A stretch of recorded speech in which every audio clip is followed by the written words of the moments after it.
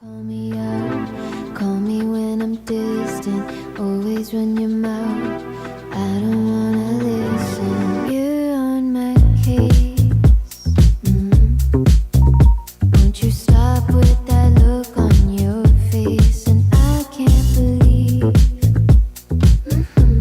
that you only hold me when I'm on my knees.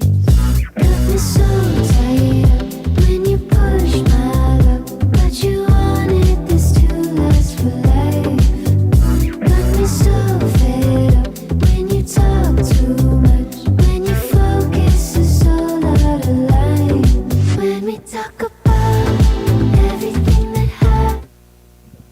May we request everyone to rise for the invocation, to be followed by the national anthem and the USC hymn.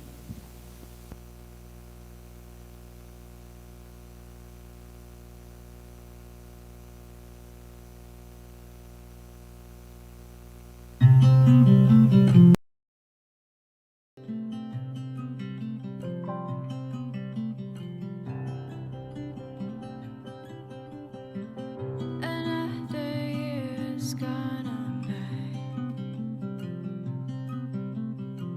Still nothing lasts like wasting time. My days are numbered, my time is jeweled. Yet I'm as stubborn as a mule. There's so much to learn, so much to yearn for. But as we grow old, we all fall short. Oh, and I don't wanna put my life to waste. I'm holding on to the progress I've made. The gate is narrow, the journey's long. With you beside me, I'll finish strong.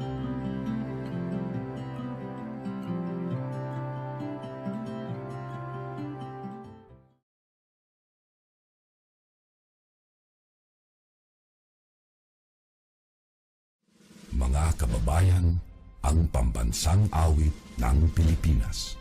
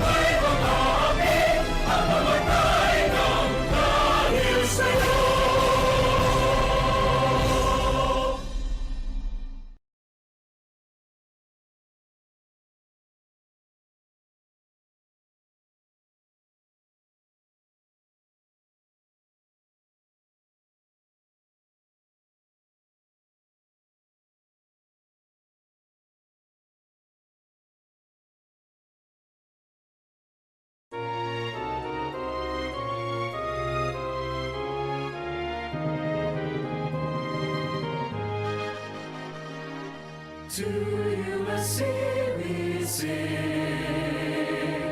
our song shall always ring.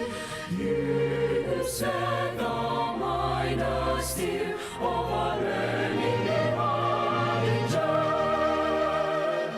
our alma mater dear. We pledge our love sincere. Firm to be, stand and true. Glory to God, to man and you. We promise.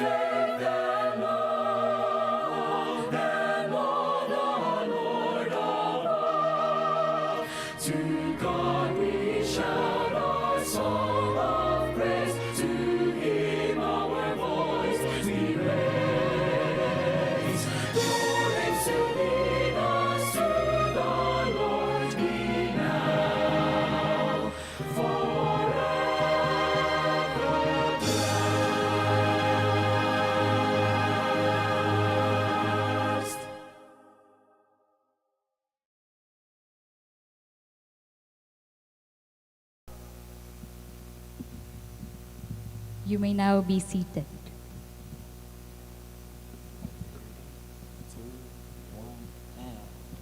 Good afternoon, community! Murag kulang patag energy karon Adelaide, no? Let's do that one more time. Good afternoon, community! Ayun, I'm seeing the energy na jud, no? Kumusta, or should I say, kumusta ang everyone this Char. afternoon? I know nga usually naka-siesta time, but it is not a regular afternoon, is it? Exactly. And before we get into the motions, no, let's actually introduce ourselves, shall we?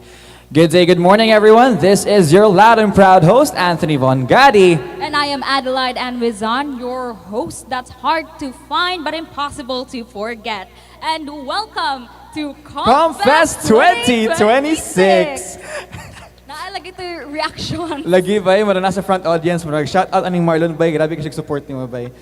But honestly, again, I'm feeling the energy right now, karon Adelaide, no? And it is a very lovely Wednesday today, and just as you've mentioned earlier, this day truly is not like any other day. In fact, we are gathered here today to witness a union between... Ay, sorry. Murag, Wrong event. murag kasal mo itong gatuan na to, guy. Pero sige lang, kay, karon, it is indeed a special afternoon, no? It really is something that not any comm student would want to miss. Now, we all have social media, right, guys? Yes, diba? Social media, we have Facebook, Instagram, TikTok, later on. Napoy ka ng day in the life of a USC comm student. O napa ng the glass is half empty, the glass is half full. Og napoy kuan partner, the glass would not have been possible without our sponsors from... Parang iba nata yung glass mo, partner. But in all seriousness, everyone would like to remind you guys that COMM Fest 2026 would literally have not been possible without our sponsors from Happy Cup, Andro World, Sugbo Fairs, and more. Thank you so much for supporting COMM Fest 2026. Now, on the matter of our sponsors, guys, know there's gonna be something in it for you guys later on today, so make sure to stay here for COMM Fest 2026 and make sure not to miss out on anything because we're gonna be doing something special for you guys later. Now, I'm sure some of our comm students have gone viral or have a lot of followers on different platforms. I think I can recall we have, of course, Joseph before of comm Yes. now, you know? And pero ikaw, Ate Adelaide, have you had any followers? A lot of them? Daghan! Kaayo og changes ang digital world where Reels and TikToks it moves faster than verified information where kanang opinions are sometimes taken as facts. But of course, stories deserve to be told. So future media practitioners need to know whether we draw the line, right? Exactly. And as we enjoy the festivities of SAS Week, because again, we've just started with SAS Week today, just this Monday, it is time for Carolinian Communication Society to basically invite all of us to sit down, listen, and learn by asking the right questions on our responsibility as internet dwellers. To kickstart this afternoon's event, let's hear from someone who has guided our community with integrity and, of course, with style. Let us welcome one of communication media's esteemed professors, Dr. Charity Torano. A round of applause, please.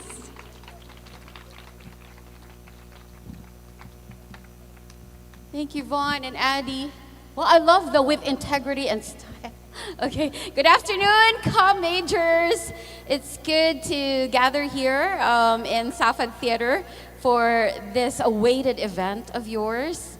Thank you. I'd like to thank first the ones who organized this event and the one who chose the topic. I think it's really for you and for your generation. We can never underrate the power of communication. And all of us here are communicators in our own way. Everybody is a communicator, actually, whether physical or online, in the online platform. And so let us not forget our responsibility as content creators, because again, Vaughn mentioned earlier that some of us have already been creating content and trying to build up, on certain things and probably draw more attention to whatever content that you're producing. So let's not be, but let's be responsible content producers and at the same time critical consumers of the content that we consume. Communication permeates in every fiber of the community. I said earlier that communication is very powerful because it doesn't only change a person, it changes the whole society. So let's use that power with responsibility and, as Addie said, with integrity. And again, good afternoon, everyone. Welcome to your COMM Festival, and let's all enjoy this last week. Good afternoon also to our invited speaker, Ms. Shaira. And we're all excited to hear from you. There we have it, ladies and gents. Once again, thank you so much, Miss Chat, for that amazing welcoming remarks. Now, partner, I think we had something cooking earlier, no? Kaya nakamor ginadala-dala ko na mga candy, yun sa man dyan na, guys. Mona, guys, I think it is now time for our very tiny icebreaker. I recall telling you guys earlier sa mga nai-TikTok karon, let's check in with our highest streak numbers. No, let's see kung kinsa ba dyan sa inyuha karon ang naay pinakataas nga streak number o kung kinsa man na imong streak partner. Sige, dabi mo naog. Ay, Sige, ikaw. we, munaog. Sige, go, ikaw. Munaog, sige. Sige, I'll stay here. Na Alright. ako'y pa-prize dire. Mangita ko kung kinsa tong naay highest TikTok streak. Oh, we have Zach here. We have Zach already Zach? raising his hand. Pila man na imong, what's your Sige. highest Show TikTok us the streak? number. 623. 623. And of course, naipambato atong next row over there. Wait, tagasan na to siya, og. Candy, there you go. Do not eat inside the theater. Exactly, thank you so much. Okay. Please. 652. 652! Naa pa ba'y makalamang sa 652? If wala man gani, let's look into some other people who have 400 and up. 400 and up. Do you have 400 and up? What, Okay, ni. bidding? Hala, sige. Kitsa mo na. 500. 500! Okay. Napa. Oh. Hala, kitsa mo na siya. Ano yung score? 547. 547. And I think we have one more for a special friend over here. Kitsa man. Okay. Anyone else? Naadire. Sige, palihog ko. There you go. Pass the mic dito, guys. I love the coordination. 547. 547. Personally, guys, no gip. I let my streaks die down kay Morag. Di man ko TikTok karon, unfortunately. Walay commitment? Yes, wala ko'y commitment, unfortunately. But once again, congratulations, I guess. I'm not sure how to feel about your streaks. I'm guessing you guys are communicating, which is part of the course. But ayun, no? So, we're talking about social media in this current space, as well as communication, no? But I'm still actually a bit confused, because actually, I just reviewed the notes for this last night, but I wala dyan ko'y proper kaalaman sa aning event. So Adelaide, unsa man siyang event about?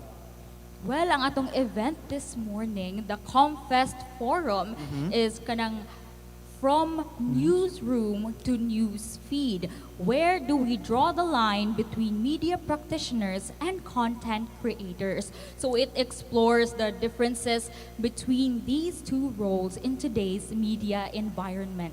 And of course, we're going to be featuring, of course, the journalist, amazing journalist. I believe he just arrived right now. We have Mr. John Sichon here in the crowd, everybody.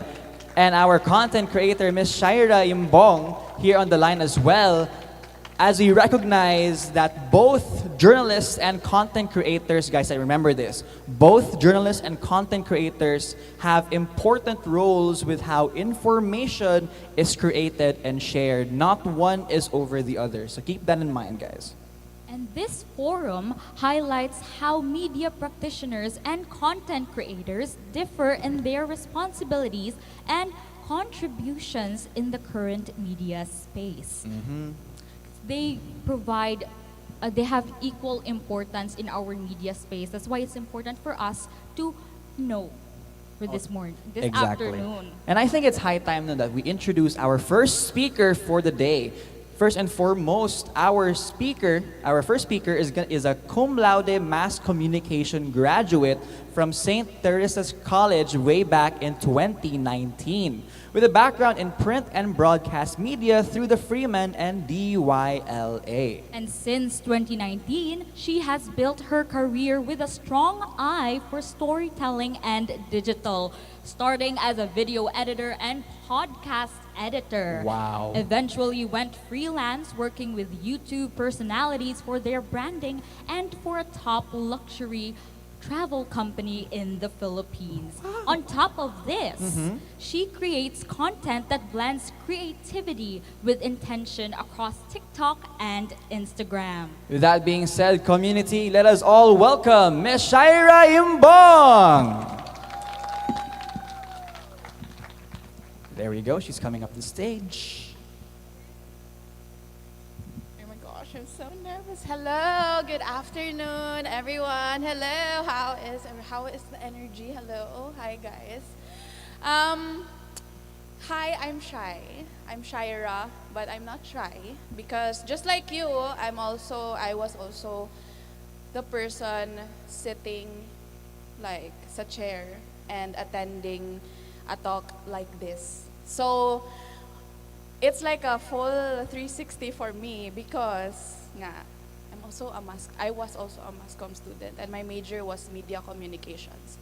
And I'm here to tell you or share about where do we draw the line between content creators and journalists. And I feel like as someone, I didn't pursue journalism, but I kind of had like a quick introduction of it because of my course. So, yeah, let us start with this message. The magic of communication isn't in how far the message goes, but in who it reaches. So, agree mo? Agree ba mo? Diba? Because it's not about like, lingkod ko kay, wow na ko.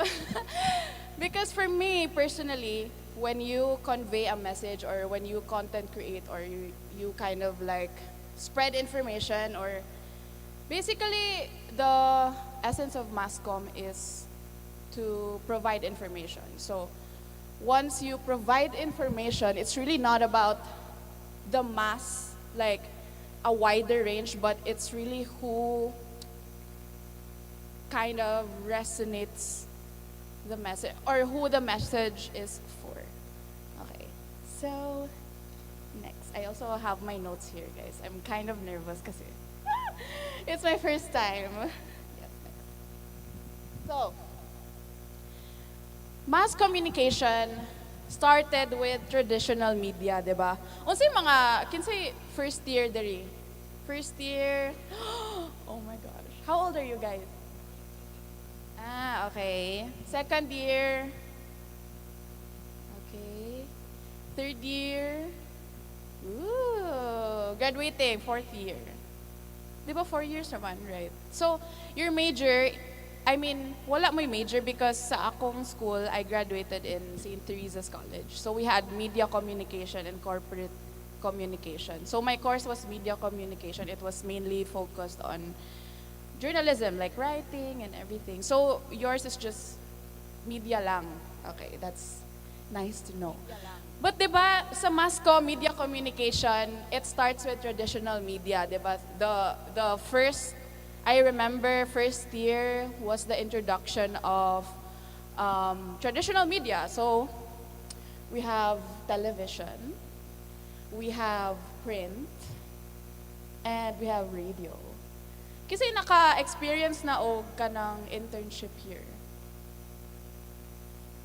So, di ba, internship is like television, print. So, nakasway na mo og newspaper. Kasi, unsa internship? What is mass comm course?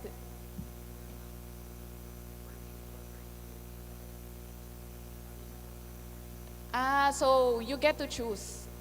So, at my katong ako apang time of being a student, we had to get into the 3 traditional media. So I didn't experience television kay wala kayo TV here. I think CCTN to before, but I was exposed to by TV before. That was my internship for television. But basically, I went through everything. So, this is a sample of my student life. I used to be assigned sa Freeman. It was police beat. So, I remember, okay, I'm just gonna do a quick background. I remember I used to picture mga blotters and stuff. And then, kay numdum ko, mo-ask ko sa police, Sir, unsay bad news karon? Sometimes, sa weekdays, daghan og mga mahitabo nga kanang bad news nga pwede nimo isuwat. But, ang weekends, mao na ang low. For some reason, maglisod mi og pangita og news. So, always mo ako sa police, Sir, unsay, what's the topic, unsay kanang newsworthy na news or like kanang issue karon. And I always, ang mahinumduman ako, ang police always tells us nga, ay sa mo pag-wish nga naidaghan mamatay ron ma'am or daghan og mga kuan kanang. But di ba as mascom need man gyud nga naa gyud kay i-report, so mo na siya amo ang routine. So I was assigned sa police beat. Homicide sections, okay na kay ko ana. And I also experienced layouting a news. This was like one of our subjects as well. And yeah, that's me in my uniform. And naka-graduate sa gid ko guys actually. So I think feeling na ko deserve man siguro ko mag-talk now, but I just really wanted to be casual kasi nga it's my first time, and I just want to show how I want communication or content creation to be as easy to digest for everyone and as relatable. So, let's define both first. So what is a journalist?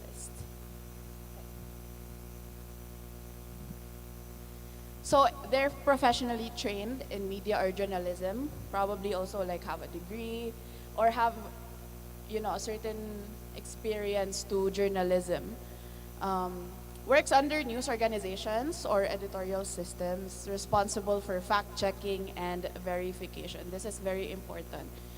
And then they're guided by journalistic ethics. So journalistic ethics, like terms on the record, off the record, di ba mo kapila na nagibalik-balik sa MediaCom na course, and I always remember that na when we conduct interviews for our internship before, it's always like on the record ni sir or off the record ganun. And we always abide to journalistic ethics, especially as students or like as people practicing good journalism.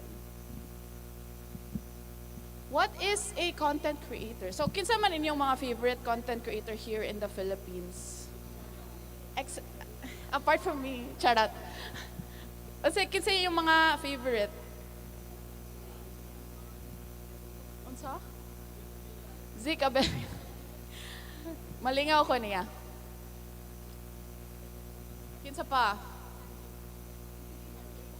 Si Katik? Oh my God, yes. Bisaya represent. Kinsa pa man? Okay. Love. Mga lifestyle usually, 'di ba, ang mga gipang follow diri sa mga people. Okay. So, content creators, they produce content for digital platforms like TikTok, Instagram. They focus on entertainment. So, ang ilang message is to entertain. They can also do to inform. Like, I feel like may mga content creators as well that gathers information and actually conveys them to their audience, but it depends on the niche of the content creator. And then it's also often personality driven, because I don't think if like wala kay personality, lisod also to grow a following when you don't show your true authentic self. Unsa may naa sa ko notes dili sa ako sa check. Sira sa kong notes. Nakoy kodigo, guys. Yeah. Yeah. And people follow them according to their niche, just how I mentioned it. Ang journalist manggod is, they're also a personality, but it's, for me personally, it's more weighted when they're labeled as a journalist. Kinsa inyong favorite journalist? Sir John, except for, apart from Sir John. Atom Araulio, yes. Akong favorite, personally, kay si Howie Severino. I remember I attended one of his talks sa USJR before I was still a student, and then I was like in awe because grabe gyud. The reason I also took up mass communication was I was so obsessed with eyewitness before sa GMA. I used to watch it when I was still in grade school, kana ganing, because my house before was in Lapu-Lapu, so I studied in STC. And then it was like a long hour drive, right? So I had to wake up super early.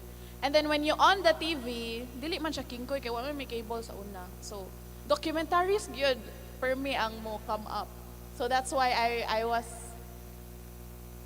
exposed with eyewitness before. That was my favorite. Isa pa man inyong mga favorite? Jessica Soho, yes. Lumipad ang aming team. Okay. Yeah. So, how did my course affect my way of creating content? A brief background, actually. Di ba I mentioned I didn't pursue journalism because right when I graduated, I applied as a video editor. I don't know if you guys are familiar with where I applied, but I was the editor for SkyFam before. And for 4 years, I was their editor, and I also was the one who produced their podcast and everything. So that was my background. And then I resigned from my first job and took up, like now I'm still an editor, freelance also, but it's more, my clients are more like travel companies, like dili na siya super niche down, like it's more, mas dako na akong range of work. So, yeah. Oh, okay. So after that, I kind of pursued TikTok. Like I started doing beauty content on TikTok, and then eventually, people knew na, ikaw dito ang editor ni Tit, ano ba? And then, redacted. Ikaw dito ang editor ni Tit. And then, slowly I was able to share how I work as a video editor, and then i-trend siya. So I kind of built a following around it. And then until now, I kind of share more lifestyle and editor stuff still. But yeah, I think the main strength of how I applied mass communication in content creation is really storytelling. Because I started with my course kasi, diba, it's more writing ang mass comm. We're trained to kind of, okay, here's the lead. Here's what you do. Dapat, when you create a lead in news writing, it should be who, what, where, when. It should be this short. It should be like concise. And then it should hook the audience instantly. So that was my training, basically, to kind of create content that's relatable, but at the same time, it's easy to digest for people. Okay, so I use storytelling or include relatable moments so the message resonates with a wider audience. It's also nice to kind of use Bisaya, like when I create TikToks and Instagram or content, I always, or most of the time, I use Tagalog kasi to also cater to the wider audience. But at the same time, I love it when people say, ay, Bisaya, di ka ate. Ako, oh, Bisaya, good ko, girl. Like, taga Cebu, sad good ko. And then, okay. So with storytelling, like with my, especially with my sponsored videos, kasi I think my strength really is creating a script that's able to be, you can feel, or there's like cinematography, but at the same time, there's like message in every video that I make. So I collabed with Maya. Honestly, freelancing is different when you've got a Maya app. Ganon. So, and then, with Mascomsad, di ba we're trained to be newscasters and like have like voice modulation and how to present yourself. So I think that's also my strength because baga gyud ko og naong. So mao gyud na siya ang nakatabang nga wala gyud ko'y uwaw when it comes to doing like, I don't know if you can play it or, but this one kani. I'm so proud of that because ako ang ga-produce and ako ang ga-write sa script. Ako pa gyud ang ga-edit. So I think that's like, I think this, if you can play or not. If not, then maybe just check out my Instagram at Shyim. Charat. So I already collab with brands like Fujifilm, so this was my recent work. And I also did the script and the editing. For that, I guess that's also my strength because since I work as a video editor, you can consider me as like a hybrid content creator because I know what works for the clients and at the same time, I know what works for the audience. Yeah. Next. And right now, I also do like varied na lifestyle. So, style still. And this is more of like what's trending because in order for you to be relevant, you also need to kind of ride the trend. And there's nothing wrong with that as long as you kind of know who you are and be like authentic still. So, nakoy mga easy miso recipe, like mas more ano nako now, like lifestyle, but still I see to it that my content is really authentic and it's something na parang it relates to the audience that I want to connect with. And each platform has their own communication style. Communication style is very mascom, di ba? Okay, so TikTok. Okay. TikTok and Reels. Fast attention-grabbing storytelling, yung format niya. So it's like, there's this term na thumb time. Because the thumb time meaning, ang time na imuhang mag-grasp sa audience is just like a swoosh with the thumb. So dapat the content that you create, or at least for me, especially for like sponsored or like brand deals, dapat nag-hook daan like one-liner. Na, this is why, and then, ngayon na. YouTube, longer, more detailed narratives.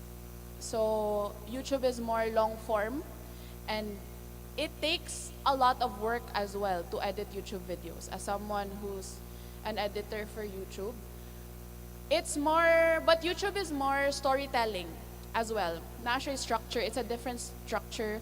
TikTok Reels can be edited easily, but YouTube is like you have to grasp the audience na dapat longer ang format. And then podcasts, conversational and reflective. So all these social media channels or like media channels are there to inform, to entertain, and to just to give out like a message. Mass communication studies how messages influence public perception, especially when creating content. It's important to know na you also have to be creative. I think what Mascom taught me as well is to be creative and just show your own flair. It shows to how you frame a message. So there's like carefully designed captions, hooks, thumbnails, and scripts, and I think that's my strength because I insert like a lot of elements and graphics into my content. One example, like some examples, mga creative na thumbnails because that's what gets you clicking, right? For example, Michelle Choi is one of my favorites. But, di ba, when you have like a more creative approach to creating content as well, it makes people click more. And it's not really about the quantity, how many views it is. Like for me, what's important is really the message that you wanna convey. So mass communication today moves extremely fast. Do you guys agree? Mass comm is very dynamic. Like, so may trend ron, Dubai chewy cookie. Tanan na lang Dubai chewy, bisag ang empanada chewy cookie na. There's like trends, the news, like what's going on in today's in today's situation, and viral topics spread quickly, which pushes creators to respond to trends quickly. So as a content creator, it's important to kind of be relevant, and one way to be relevant is really to know the trends. But na yung mga trends nga dili mo ko sayo-sayo nga kanang mga trends, guys, but so it also pushes content creators to produce content consistently because in order to stay relevant, you really have to post a lot. And stay relevant in ongoing conversations. But I think it really varies because there's also some content creators who uses clout or like daghan varied kayo ang mga content creators nowadays, right? Like naay mga pangmasa na content creators and naay mga chika, ganon, mga drama, ay nana.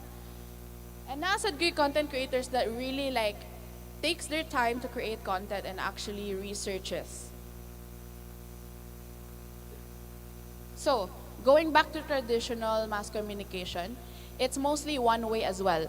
So it's usually the message is just to inform, like to put it out there, compared to modern digital platforms allow two-way communication through comments, shares, and messages, which is nasa siya pros and cons because you can read comments and shares and messages, and that would shape how you create content.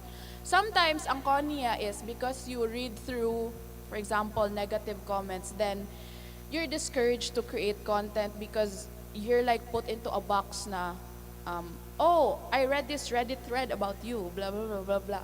So, as a content creator, it also gets into my head na, oh, am I creating like content that's actually relatable to people or content that's nice or something na for me to stay relevant. But at the end of the day, the message or the magic there is to really just to let people be informed and like to kind of convey a message, whatever it is, mental health or like lifestyle. Next, please. This is a good example of modern journalism. Who watches feature? I remember when si Erwan pa to, like the Fat Kid Inside, I was really amazed by how they transitioned to a bigger like media, that they kind of created it na they actually feature places para na silang similar to Tatler na when you have this like featured badge, it means that you're credible or like you're a credible restaurant or like you're a credible food place and people actually believe it. And I think that's a good mix of journalism and content creation. Would you agree? Would you guys agree? Because, diba, I actually met the team of Erwan because they were here in Cebu. They were creating content for Cebu nga. And they featured Good Cup Coffee. And Good Cup Coffee is one of my, the owners, or one of the owner is my best friend. And then, I really like it because they kind of establish a lot of content and actually do their research. So I had dinner with the producer of feature, one of the producers, and he was so detailed the fact na they really work, like their system is they really work like a media channel. And they really fact check. Meron sila digital Jessica Soho. Nga, kanang, but they're like in their own way, they really create an avenue for people to be able to have, the avenue to create information. So this episode, like the fake honey, really kind of resonated with me because they really went to the farm itself or mga places nga asa sila mo harvest, like asa man ang tinuod nga honey here. So they went to Palawan, like it's super I feel like they're really doing a good job in highlighting the Philippines and what we have to offer. So the rise of social media. With social media, anyone can now create and distribute content. Who creates content here? Posts like for fun. Wow. Unsay mong niche, girl? Fashion, lifestyle. Love it. Kisa pa man. Kisa to ang a day in the life as a comm student. Siya. Okay, I love it.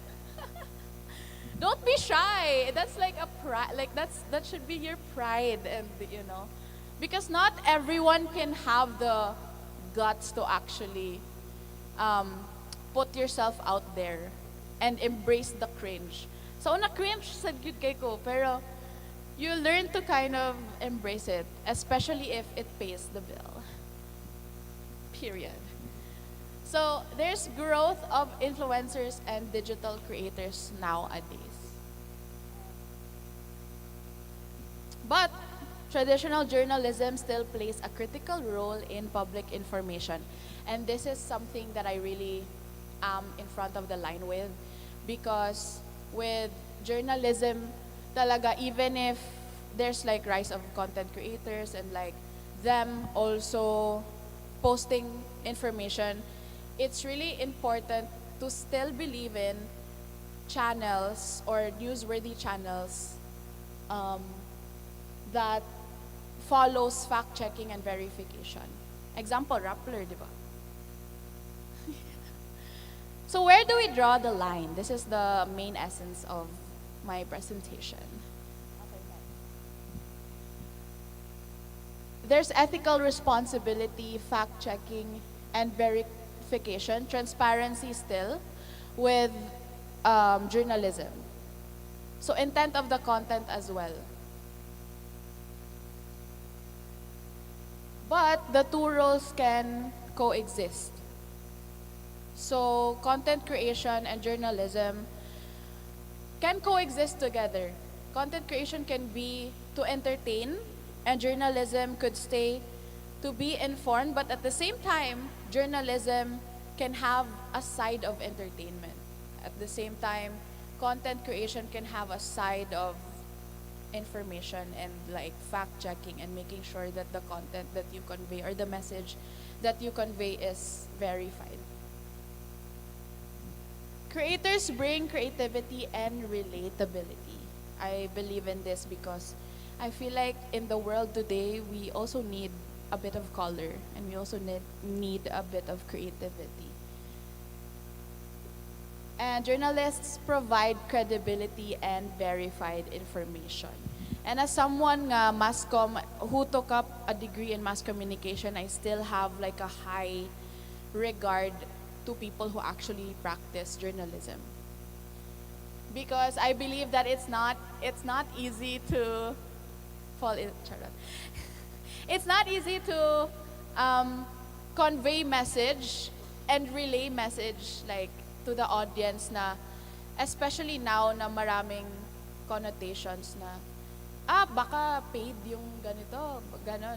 Even in content creation, I think there's also the way that it's blended na some content creators are also paid to kind of fake like results, or for example, in beauty and skincare, I've received a lot of inquiries na, oh, can you try this product, but can you just try it for 2 days and tell the people that you've tried it for 2 weeks? That's like similar to how sometimes news can also be bought and sometimes information can also be bought. So it works both ways, naagid siya pros and cons. But both must practice responsible communication at the end of the day. And ethical communication should guide both fields, especially with content creation. Murag daghan kaayo opinions out there that they can easily post because okay, eto kay account manin ako mani. Diba, like that's always the narrative there. But at the end of the day, it's also important to practice ethical communication. I will end my presentation with this quote. The real power of a message is when someone hears it and knows it was meant for them. Yeah, that's it. Thank you so much. I hope you guys learned a bit or two. If there's like any questions or like we have a Q&A, I'll be open to answer some questions. Thank you so much, Miss Shaira Nicole Yes, please. Imbong, for that thoughtful presentation on the magic of communication, where kanang the message reaches. And I also realized ba na communication students make great content creators. Of course, absolutely, And, as someone who's also still starting my journey on that social media, I hope nga these things that Miss Shaira mentioned get cemented in my tiny little brain. Now, let's take a moment, everyone, to recognize and congratulate our first speaker for joining us here today on COMM Fest 2026. May we call in once again Miss Shaira Imbong to the stage, as well as our CCS President and Vice President, Ken Michaela Branzuela and Yesha Newikan, to present our award.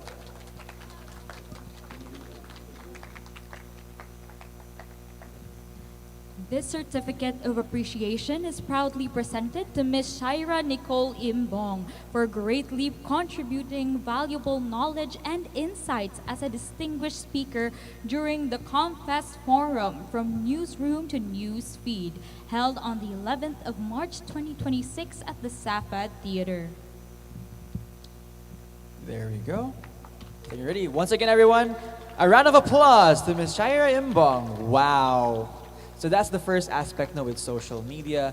And honestly, I am really loving it. But once again, ladies and gents, COMM Fest 2026 would literally have not been possible without our sponsors from Happy Cup, Anjo World, and Sugbo Fairs, and more. Thank you so much for making COMM Fest 2026 possible. Now, ladies and gents, before we continue into our next segment, we actually have prepared a performance just for you. Introducing our very own communication students.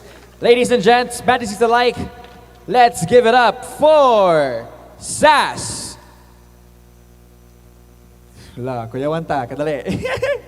Just to make sure if we got the right thing. Yeah, we do. We have it. Okay, ladies and gents, let's feel royal with SAS Royal.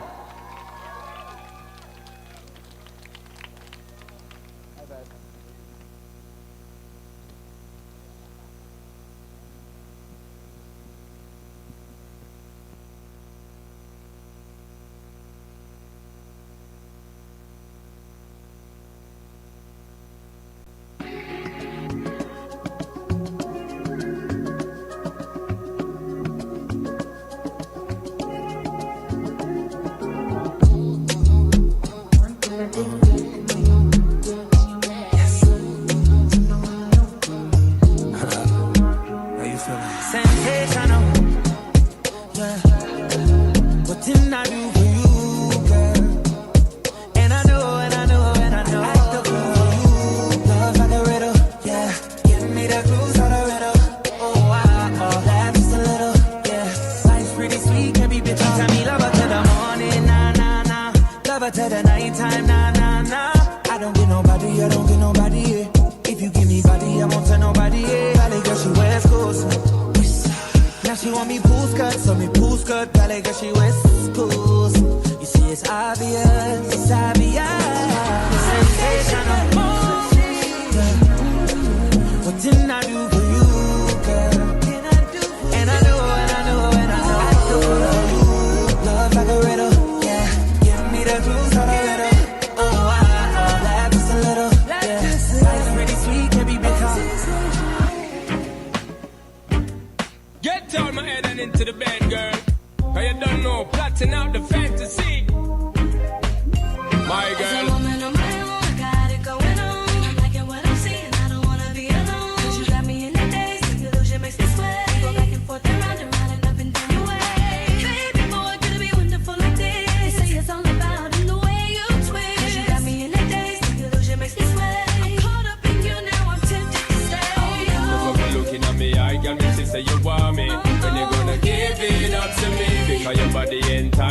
making me want it. When they gonna give it up to me? When it's not today, girl, then I must see tomorrow. When they fulfill my fantasy, because you know what you love it straight like an arrow. When they gonna give it up to me?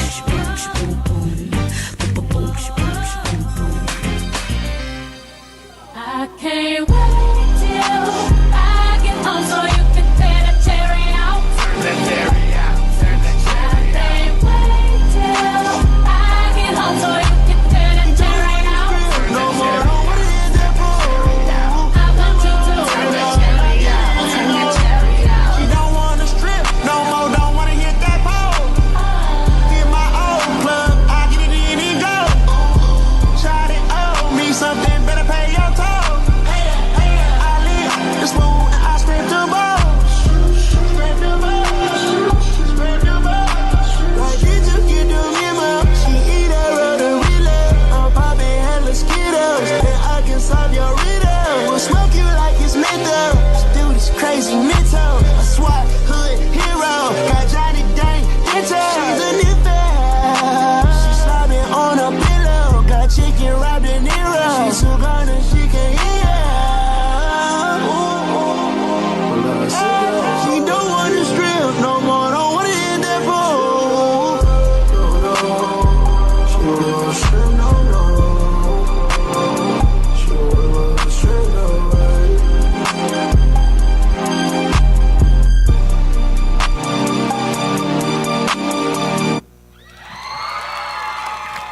Thank you so much, Sas Royal! Oh, ayan. What a majestic performance, would you say?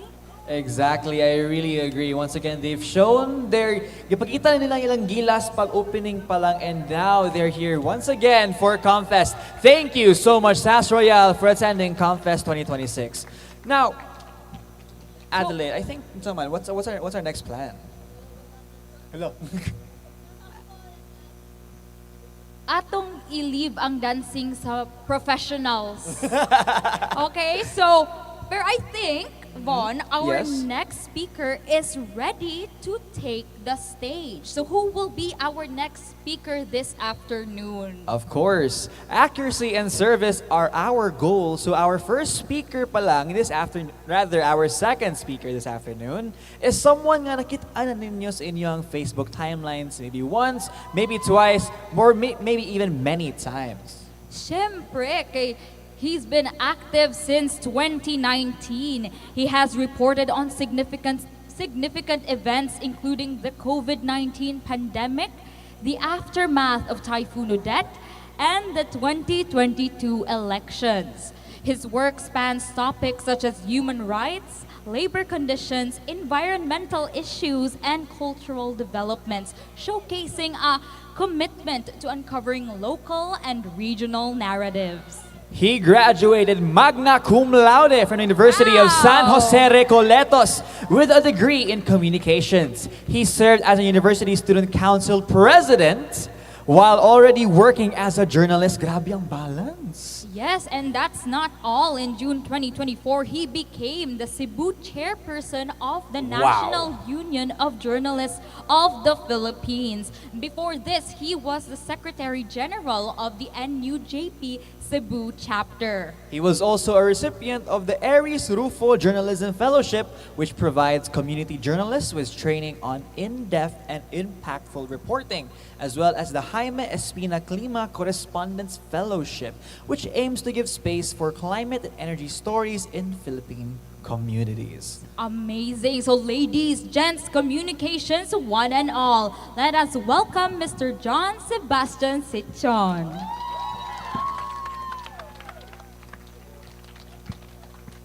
Thank you. Stop. Yeah, so thanks.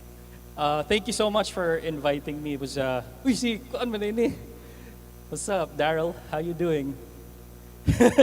Anyway, so it's so nice to see familiar faces here, and it's also nice to get to meet the new generations. Yeah, new gen. Yeah. Anyway, So I'm very Gen Z. I hope you don't like confuse me for unk status. So yeah, ganahan ko salag 6'7". 6'7". Anyway, so I only do that stuff to connect with my fellow youth. I'm in between the generation of millennials and Gen Z, but I can still relate to a certain extent. Yeah, so my discussion today will be about journalism in the post-truth era. But before we get into that stuff, next slide, please. Yes, can you, yeah, so I added changes to the slide. So before that, anyway, yeah, nakita nyo na yung na slide. But there were changes to the keme. Yeah, sige lang. So nag-edit pa si Sir. Shout out to Tech Booth. Woo! Yeah, so W Tech Booth.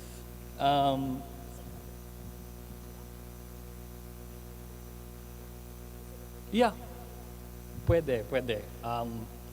Connect tayo sa laptop daw. So shout out to Tech Booth. Do you guys know like that TikToker who like sings and goes to, no, probably,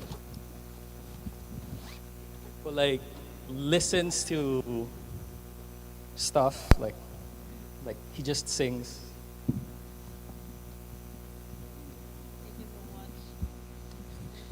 Okay lang. Sige, David, but before, so while there are, of course, planning our next topic, no, kanya pa lang na title, Journalism in the Post-Truth Era. What do you think ang atong discussion karong hapuna, Vincent?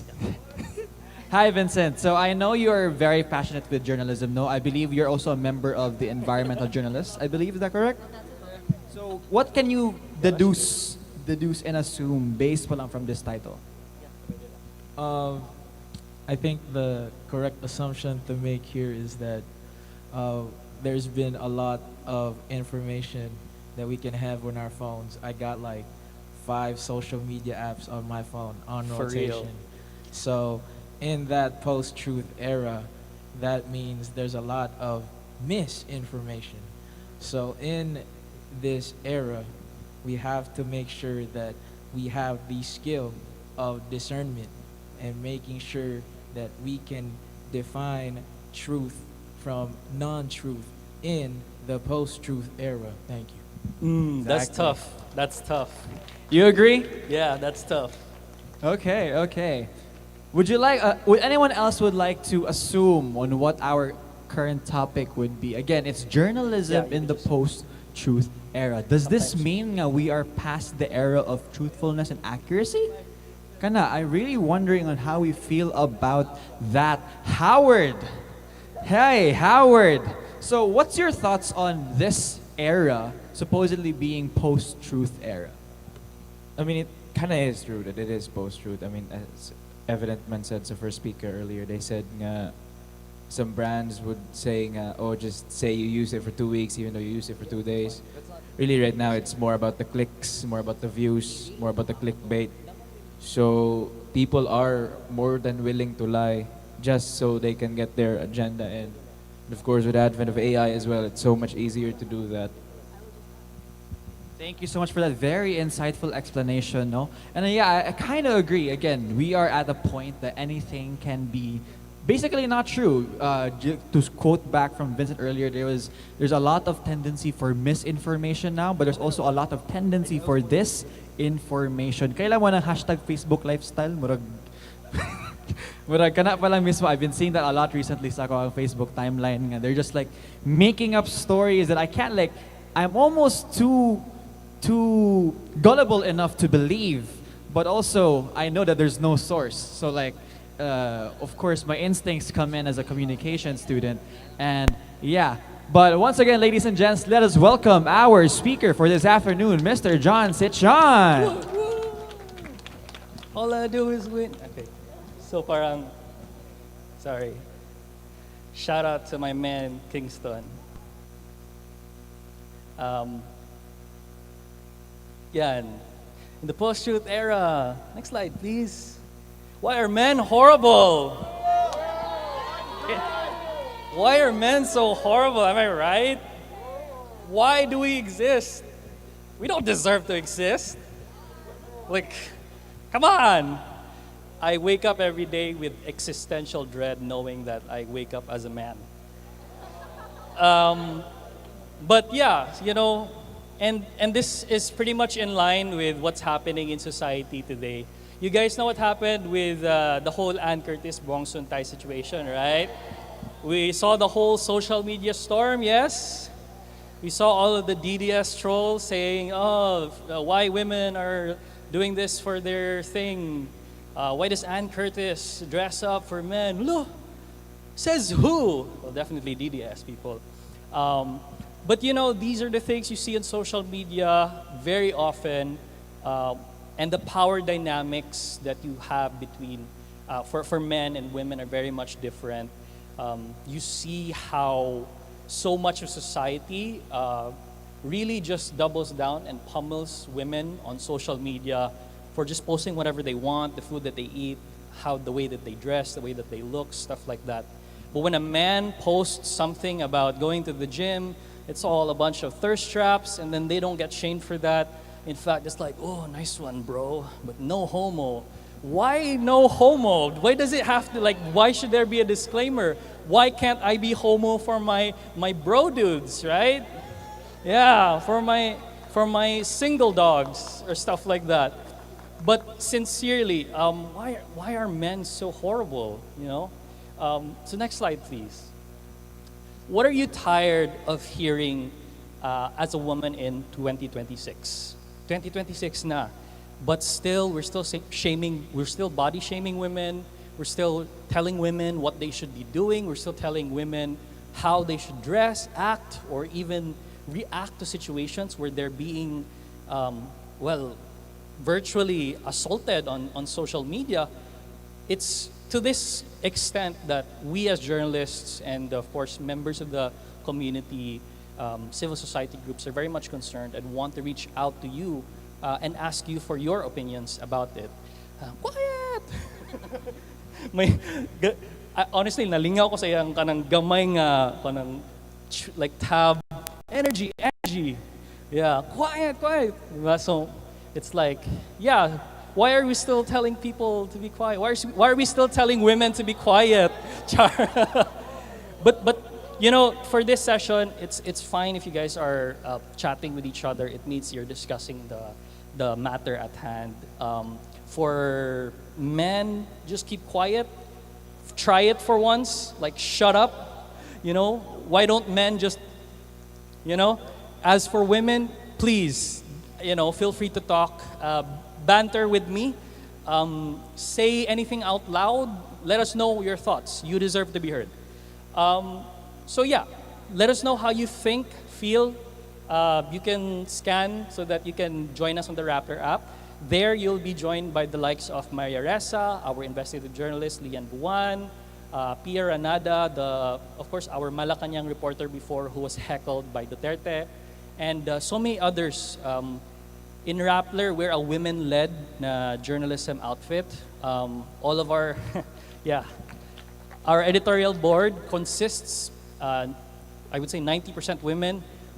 I'm probably part of the minority of the cisgender straight male there. Yes, we are a minority in our own news outfit, finally. So, you know, let us know what you think and what should we get across to these people who are lawmakers, who are people of power, and we'll let you be able to, you know, voice out your thoughts and opinions. Cool? Yeah? You guys were able to? Anyways, most of you are probably on the Raptor app already. Yeah, next slide, please. So don't miss out on the opportunities. Wow, shameless plug, yun ni siya. Because we really want to engage you guys there. If you're on the apps like Facebook or X, definitely all of your engagement and data is going to be sold off to very secretive organizations that are going to use it against you. Capitalism, am I right? So we're here on Raptor to give you a space where you can share your thoughts, learn about things that are very important, learn what's going to happen with the excise tax for gas, because it's cheaper to buy beer now than it is to buy gas, literally. So those are things you might want to know about, and it's very important that you engage and learn about these things because we only have like 2 months before literally the entire oil supply and reserve of the Philippines is gone, and that means all hell breaks loose. So enough talking about stuff like that. Let's get to the meat, to the matter at hand. What is post-truth? When we think of truth, we already know what it means, right? Facts, logic, stuff that the average person doesn't really care about anymore. And that's why we're now in a post-truth era. What a post-truth era is a time where us, as users of social media, our generation and the generations moving forward, move past beyond logic, move past beyond facts. You know this TikTok trend where the bee is able to do things without care of logic, without care of gravity, and still able to achieve great things. Those are great narratives, right? Propaganda. It still follows the laws of physics, but maybe not to the point that you understand it, right? In a post-truth era, you're able to start campaigns. You're able to start changing the mindsets of people, regardless of the facts that you show, regardless of logic. So when you say that you like Sabrina Carpenter over, Lady Gaga, I really had to put sorry in between. You're not using logic in any sense. It's really just preference, taste, and bias, right? But there will be people who will agree with you. When people agree with you, you start a wave of emotions. Everyone is stimulated, reacts to that, shares, responds, creates a habit. When you share the same sentiments, somebody agrees with you, and then it creates a routine. When it becomes a routine, and when everybody agrees with you, the question now is, does 1,000 lies make a truth? We'll find out. Next slide. 2016, I'm sure you remember 2016, right? What happened during this time? This was word of the year for the Oxford Dictionary, and that's because at this period of time, there was a lot of elections happening. We were having our 2016 presidential election, just as the US was having its presidential 2016 election, just as the UK was having an election on whether it was going to leave the European Union or not, right? So it was word of the year. Everybody was using the word, post-truth. And it's strange that we're suddenly using post-truth at this time. Next slide, please. So yeah, what happened in 2016? Who won? Donald Trump is really amazing. Of course, he doesn't have his, Elon Musk friends or Jeff Bezos friends yet. But during this period of time, they were using what campaign team? What research team did they work with? Does anyone remember? Cambridge Analytica. Very good. Do you know why they were working with Cambridge Analytica? Gato like sa marketing pan sa social media. Okay, very close. So this Cambridge Analytica is a research organization. Basically, they filed data and information coming from Facebook to see what patterns are of the American voter. And they made use of that and used targeted marketing. It was one of the first few times where data was used against voter. So if you like fashion, if you like makeup, expect that there will be a politician in the future who will be endorsing products that help them win campaigns. Next slide, please. UK, they also had the whole Brexit situation, right? A lot of what was happening on social media was, we don't like the Greeks. We don't like people who don't look white. But that wasn't what Brexit was about, right? Now, what do you think is happening in Japan?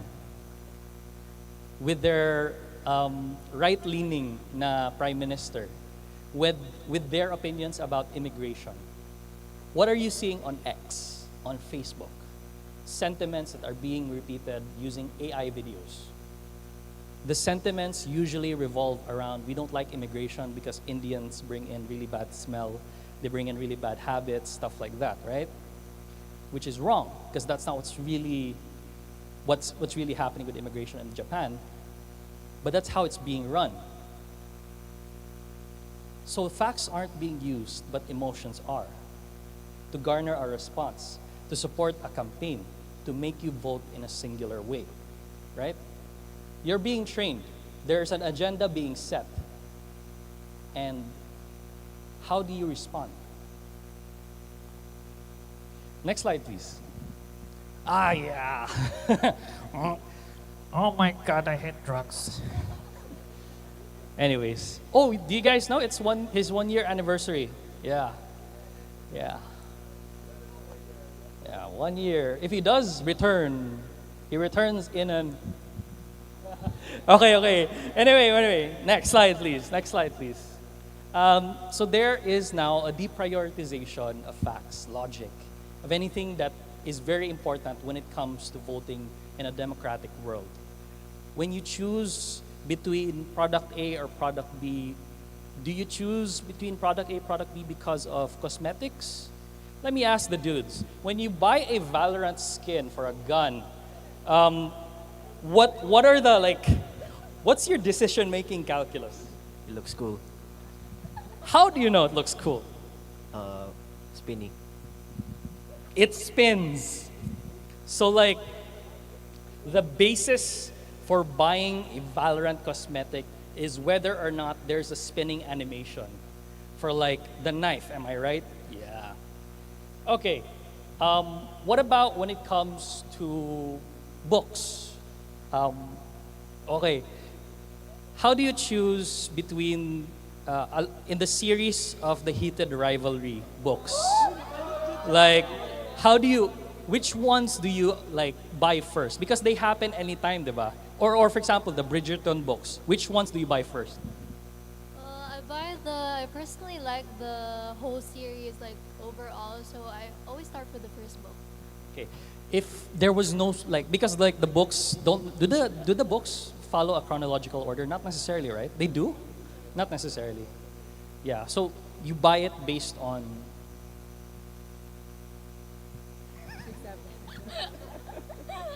I guess I buy it based on the story I like the most or the characters that resonate with me a lot. Do you which Bridget? Wow, we're getting very debatable on that. I don't have a specific favorite. So why? What happened to the logical decision-making calculus of the average citizen? What happened to hello? How are you? Have you had dinner? So it's all straight to the end. I'll buy it because this is how I feel about it, not because this is what I know or what are the facts about it, right? So we're done with facts. We're in the post-truth world. You guys are familiar with these visual propaganda, right? You have visual comm, viscom, no? Tama? Or is it visual arts? Arts appreciation. Yeah, there. I had arts appreciation. Sorry, I'm pretty sure you guys have better arts appreciation than what I had in my university. I didn't really listen that well in class. But you know that most of these images that you're seeing right now in front of you have been used multiple times in different ways by the politicians that we have here in the Philippines, right? You know that Duterte has probably used the one on the left. Yeah? So it's pretty ironic because it's supposed to be the communist leader.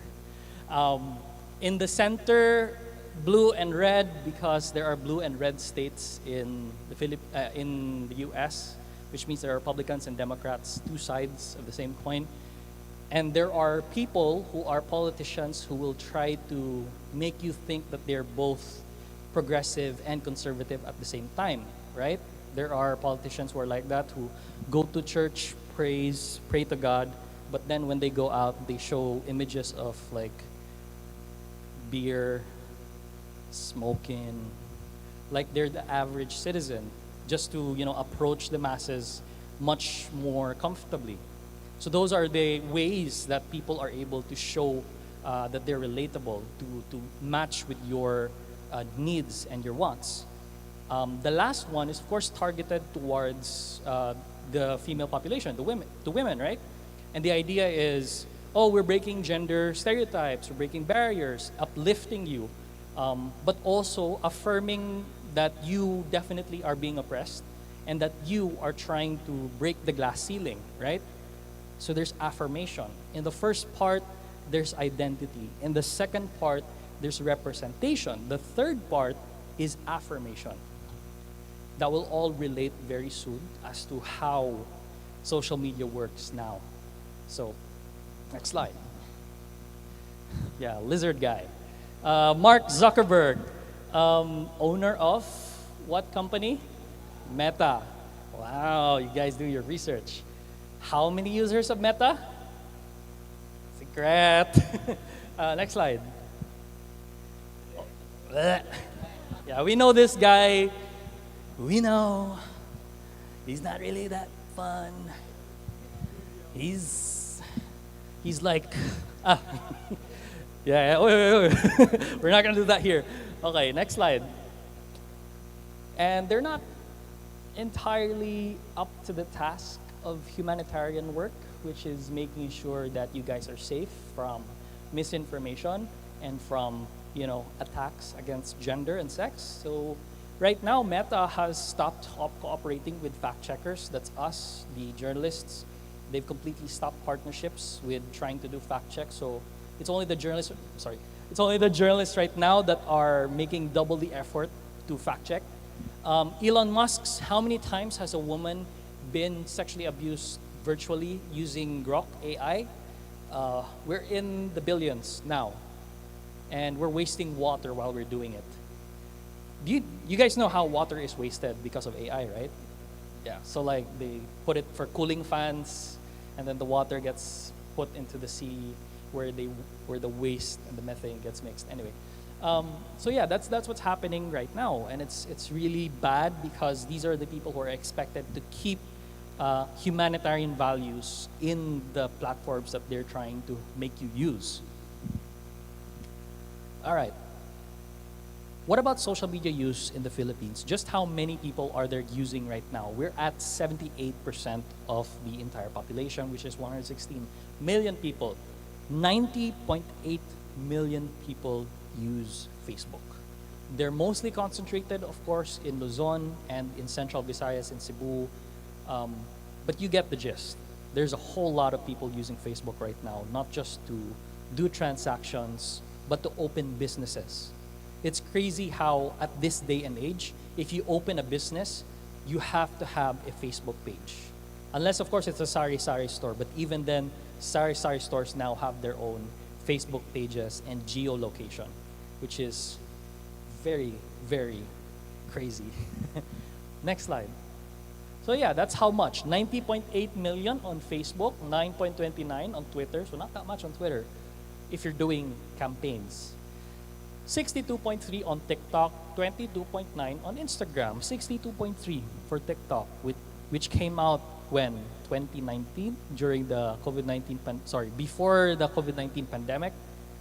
And that much, 62.3. This is data from 2025.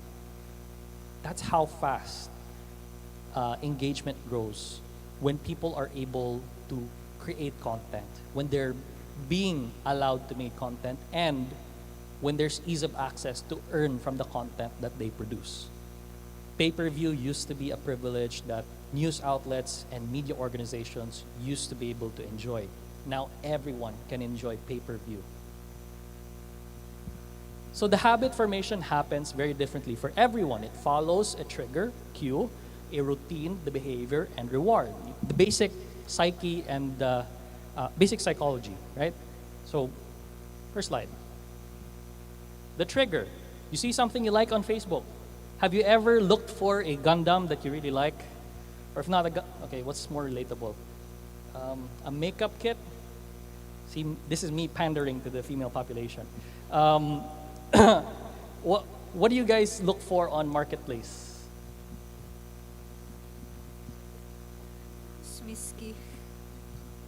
Ah, geez, I feel old. What are Smiskies? It's like a blind box thing, mga pop marks. Yeah. Like Oh! How much? I'm not gonna judge you for how much. I'm just asking.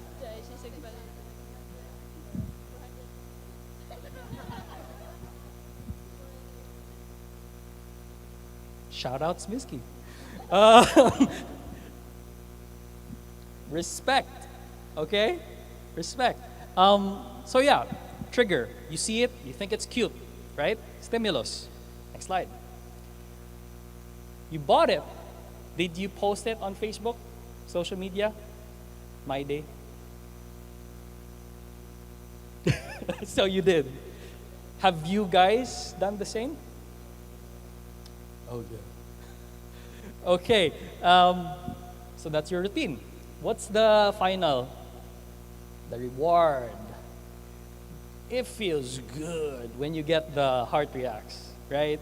You say something really stupid, it gets shared by your friends, and then it gets multiple heart reacts. It feels good. There's adrenaline. You're a dopamine addict or something. But you chase that high, right? Like everybody does. Have you seen Euphoria?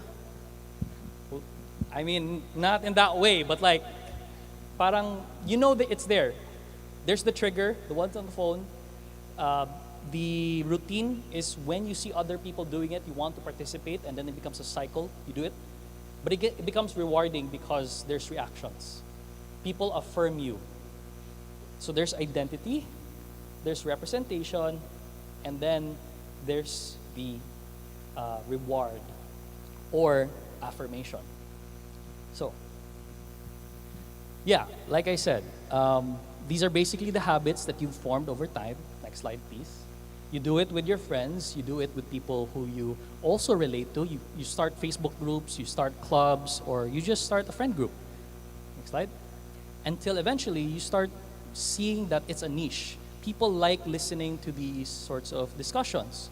And so you start creating content about it, right? And it becomes something that's viral. People enjoy it.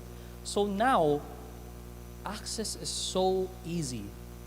You have the means to be able to create content just as much as you have the means to share that content and reward anyone for having that kind of content. It's greater access than traditional media, paper.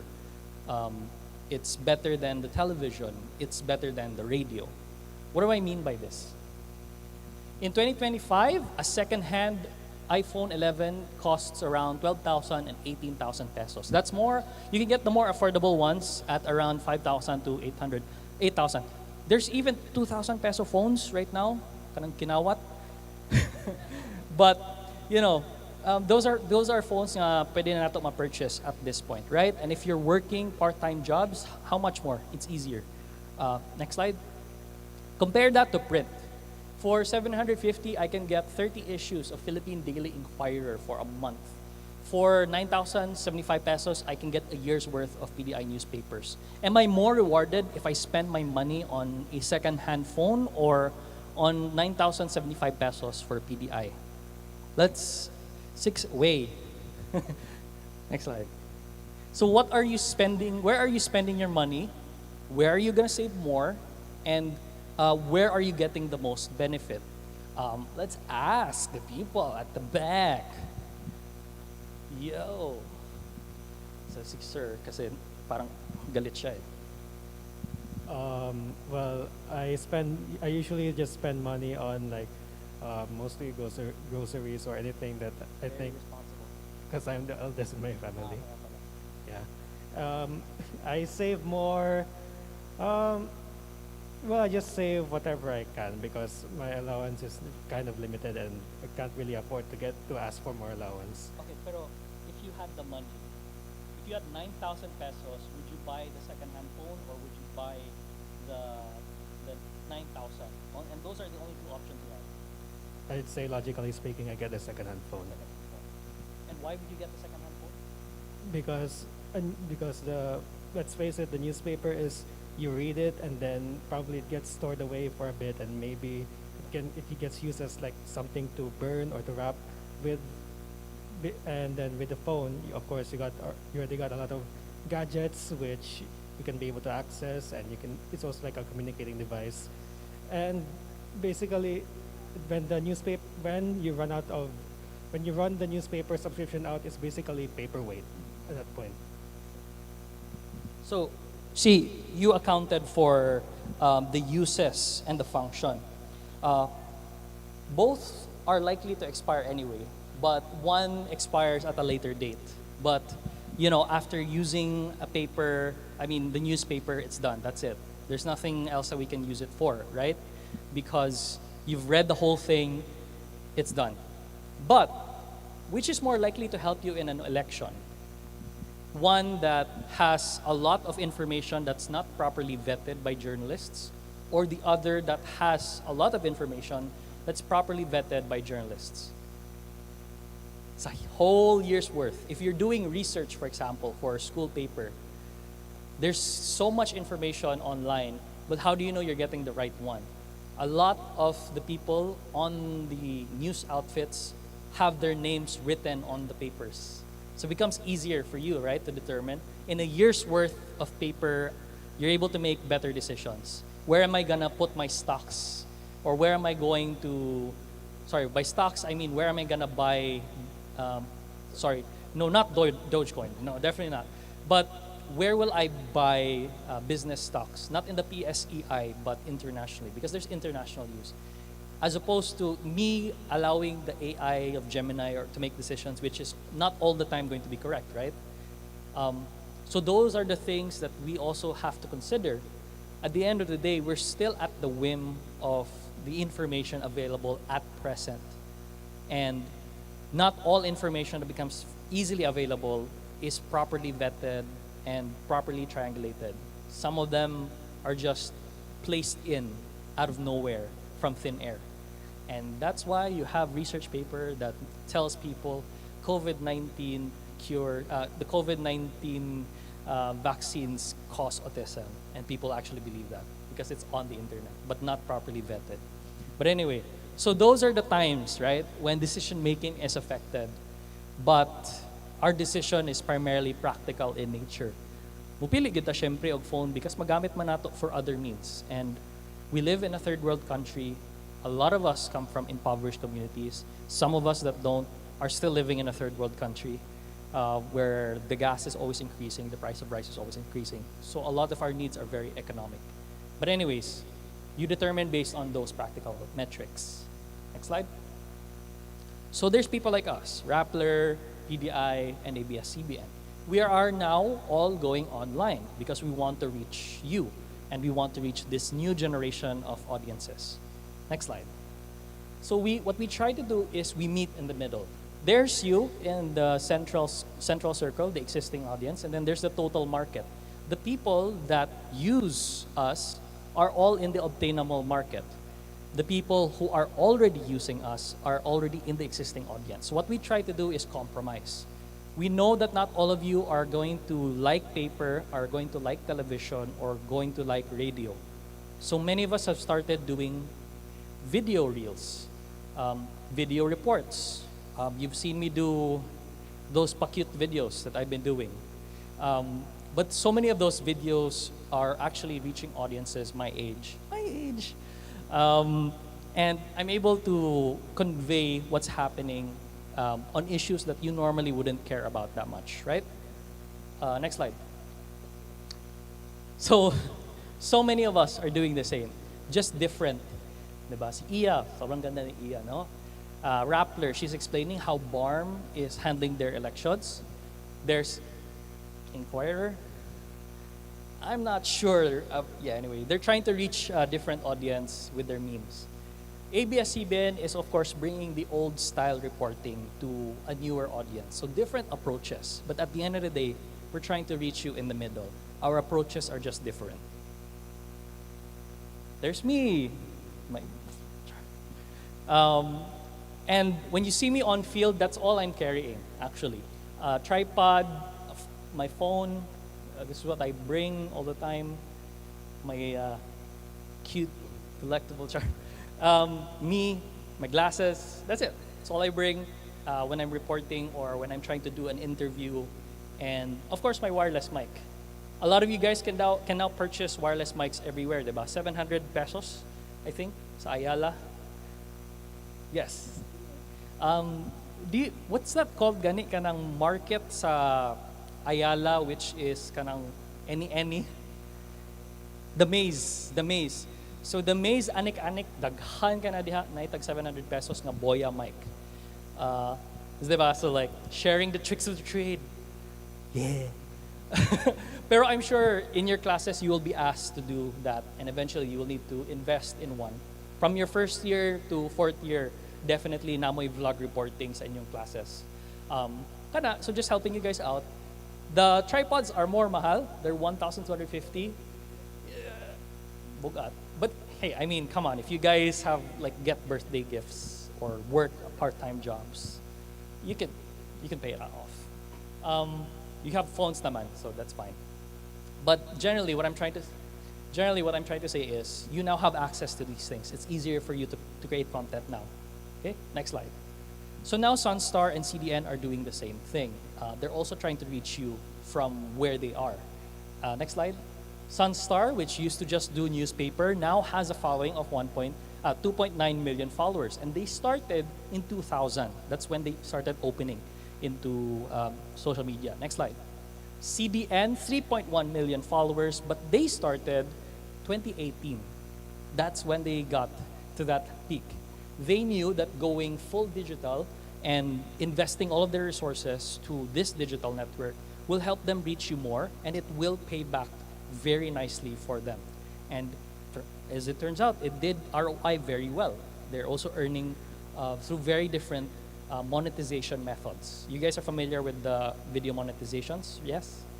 How much is the pay-per-view for YouTube? Siguro mga 7.50. Basta ka na. You'll learn that in class, but yeah. So next slide. So right now, how can we hold the line in the post-truth era? Let me read this for you. The growing abundance of places to obtain information is putting credible news at risk. This is exacerbated by efforts to debilitate press freedom and everyone who stands for it. At this rate, the pressure for journalists to retain their place in a democracy will only intensify. Today's public sphere has seen the rise of influencers, propagandists, trolls, and the like who actively partake in spreading disinformation online. So the sasasot kind of people, stuff like that. I'm not afraid to say that. Anyway, many rely on the internet as a source of information, and it may be a matter of time before people are unable to distinguish what's credible or false. So it's a ticking time bomb. We have 80 seconds till the clock ends. Are you familiar with the doomsday clock?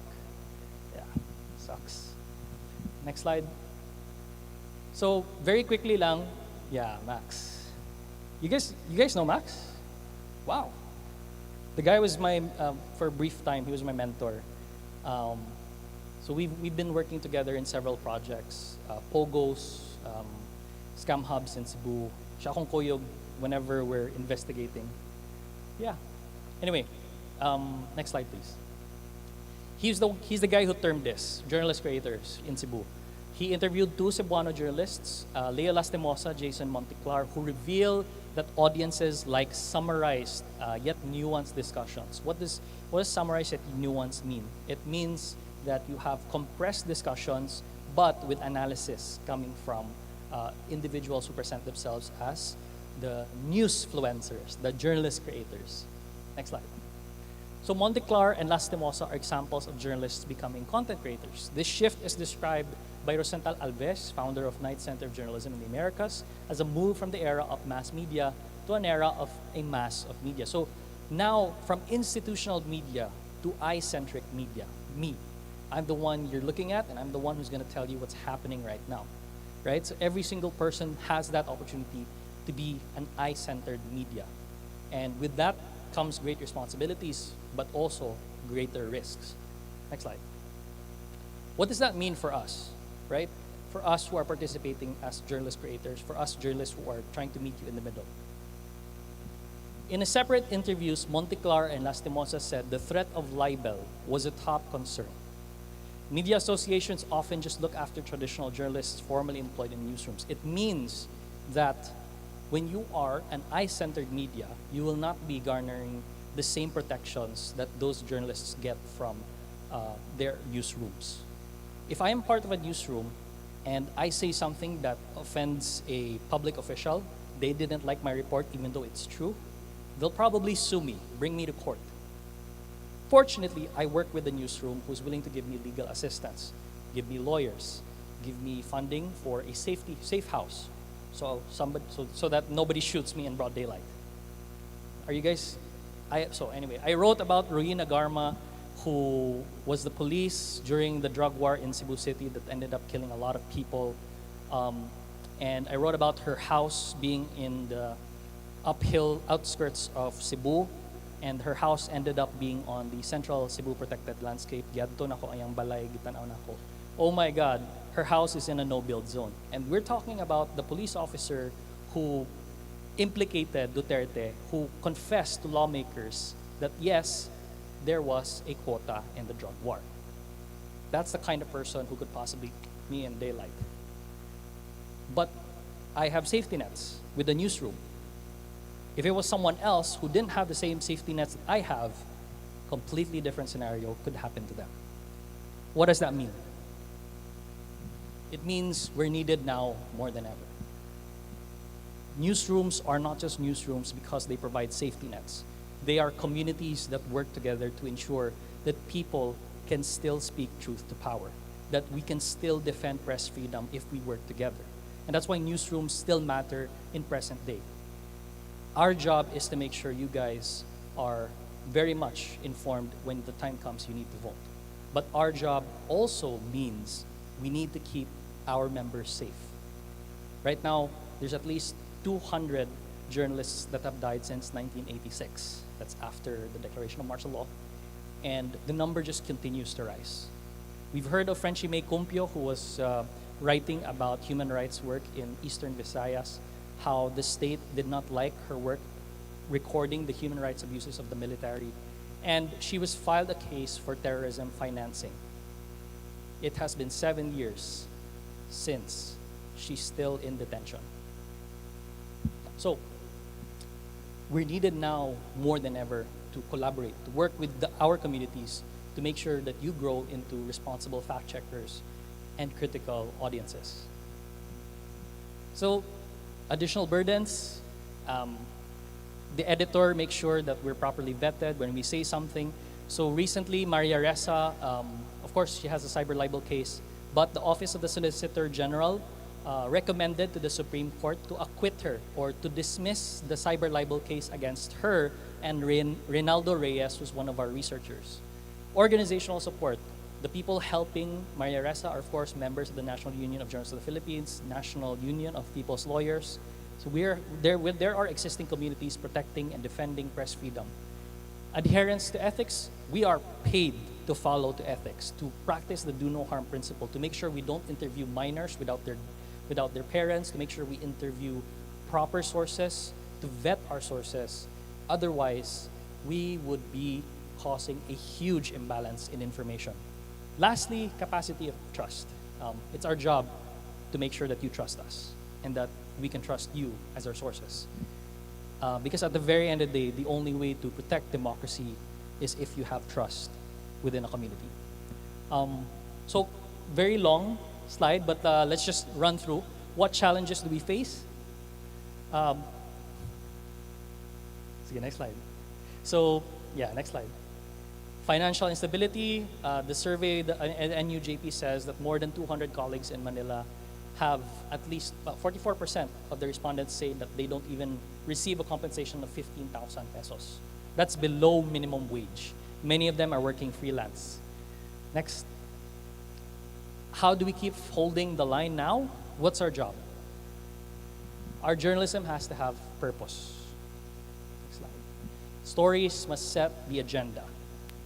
Compel masses to seek for more answers, see people eye to eye, bring empathy to places that need it, and remind people why we hope. And lastly, very important, pursue journalism that continues to resist. So I hope you resist with us, and I hope you continue to defend press freedom. Thank you. Ladies and gents, that was Mr. John Sitchon for that insightful presentation of journalism in the post-truth era. Now let's invite our speaker upstage, to present, of course, our appreciation for their attendance here at COMM Fest 2026.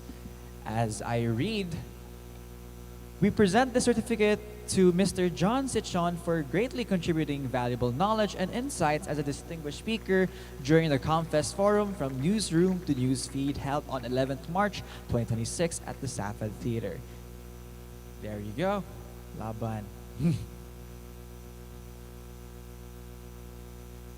Eyes on the camera. 3, 2, 1. Another 3, 2, 1. Perfect. Thank you so much, Sir John. Thank you so much for your very insightful presentation. Now, once again, ladies and gents, COMM Fest 2026 would literally have not been possible without our sponsors from Happy Cup, Andrew World, Sugbu Fairs, and more. Thank you so much for supporting COMM Fest 2026. Pero na ko'y na-hear. Na doon sila i-give? Later. Abangan. Well, now, guys, don't leave just yet because we still have a lot of things here in store for COMM Fest 2026. Now, as we continue on with our next segment, before we get into our major open forum, we actually have one more performance stored for you guys. Inviting in once again our sophomores to the stage. Let's give it up for this duet, Mr. Salm Good God and Jacques Jaime. Mic check. Hi guys. So I'd like to open up with an intro. Okay, alangan. We of course will listen to our two very nice speakers. So accuracy and truth. These two are the essential fundamentals to journalism. Kaning duha did ni mawa. So when was the last time you asked someone to be accurate? Pwede ka magtarong? Please, let's communicate clearly. When was the last time you asked somebody to tell you the truth? What sa mo tinuod sam? Na makakanako? Ing nakos tinuod sam kay di na jud nako kaya. I need you more than ever. Please be accurate and truthful to me. Because what if I never love again?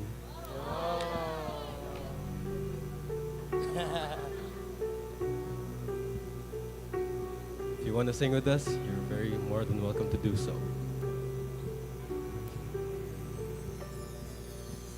I'll leave my heart at the door. I won't say a word. They've all been said before, so why don't we just play pretend? Like we're not scared of what is coming next. We're scared of having nothing left. Look, don't get me wrong, I know there is no tomorrow. All I ask is here. Louder. This is my last night with you. More emotion. Hold me like I'm more than just a friend. Give me a memory I can use. Take me by the hand while we do what lovers do. It matters how this ends. 'Cause why? 'Cause what if I never love again? You're very more than welcome to sing along. Kung gibuwagan mo, padong mo magbuwag kung na may kastorya situationship. I don't need your honesty. It's already in your eyes. And I'm sure my eyes, they speak for me. No one knows me like you do. And since you're the only one that matters, tell me, who do I run to? look, don't get me wrong, I know there is no tomorrow. All I ask is if this is my last night with you. Hold me like I'm more than just a friend. Give me a memory I can use. Take me by the hand while we do what lovers do. It matters how this ends. 'Cause what if I never love again? Let this be our lesson in love. Let this be the way we remember us. I don't wanna be cruel or vicious, and I ain't asking for forgiveness.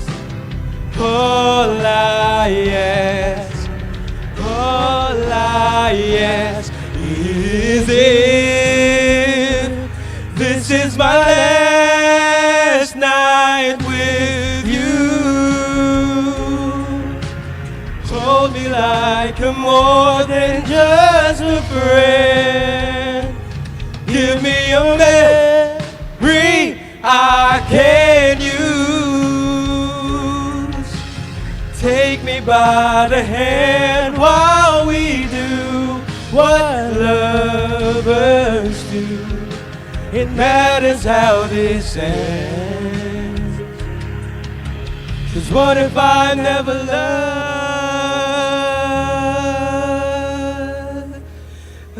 again? First song pa na ha, first song pa na. First song pa lang yun. First song pa na. Alright. Pa na. More daw, more. One more. One more. Sige, intro Sam. Okay. So before we proceed sa next song na mo, I would like everyone to think of someone that makes everything a little less important.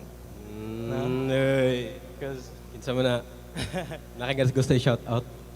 Because all of the fame, all of the money, all of the power, all of the wealth, it don't really matter if you ain't got them.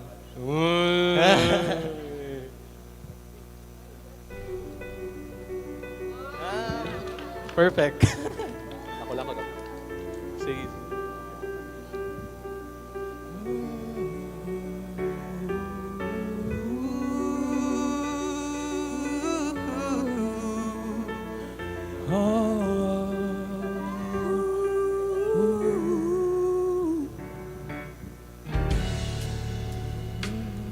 For the fortune. Some people live just for the fame. Yeah. Some people live for the power. Yeah. Some people live just to play the game. Some people think that the physical things define what's within.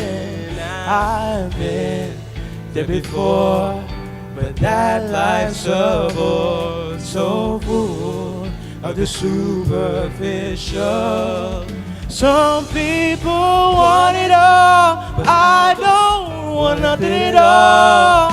If it ain't you, baby, if I ain't got you, baby. Some people want diamond rings, some just want everything, but everything means nothing if I ain't got you. Woo! Some people search for a fountain. The promise is forever young. Some people need 3 dozen roses. That's the only way to prove you love them. Hand me the world in a silver platter. And what good would it be with no one to share, with no one who truly cares for me?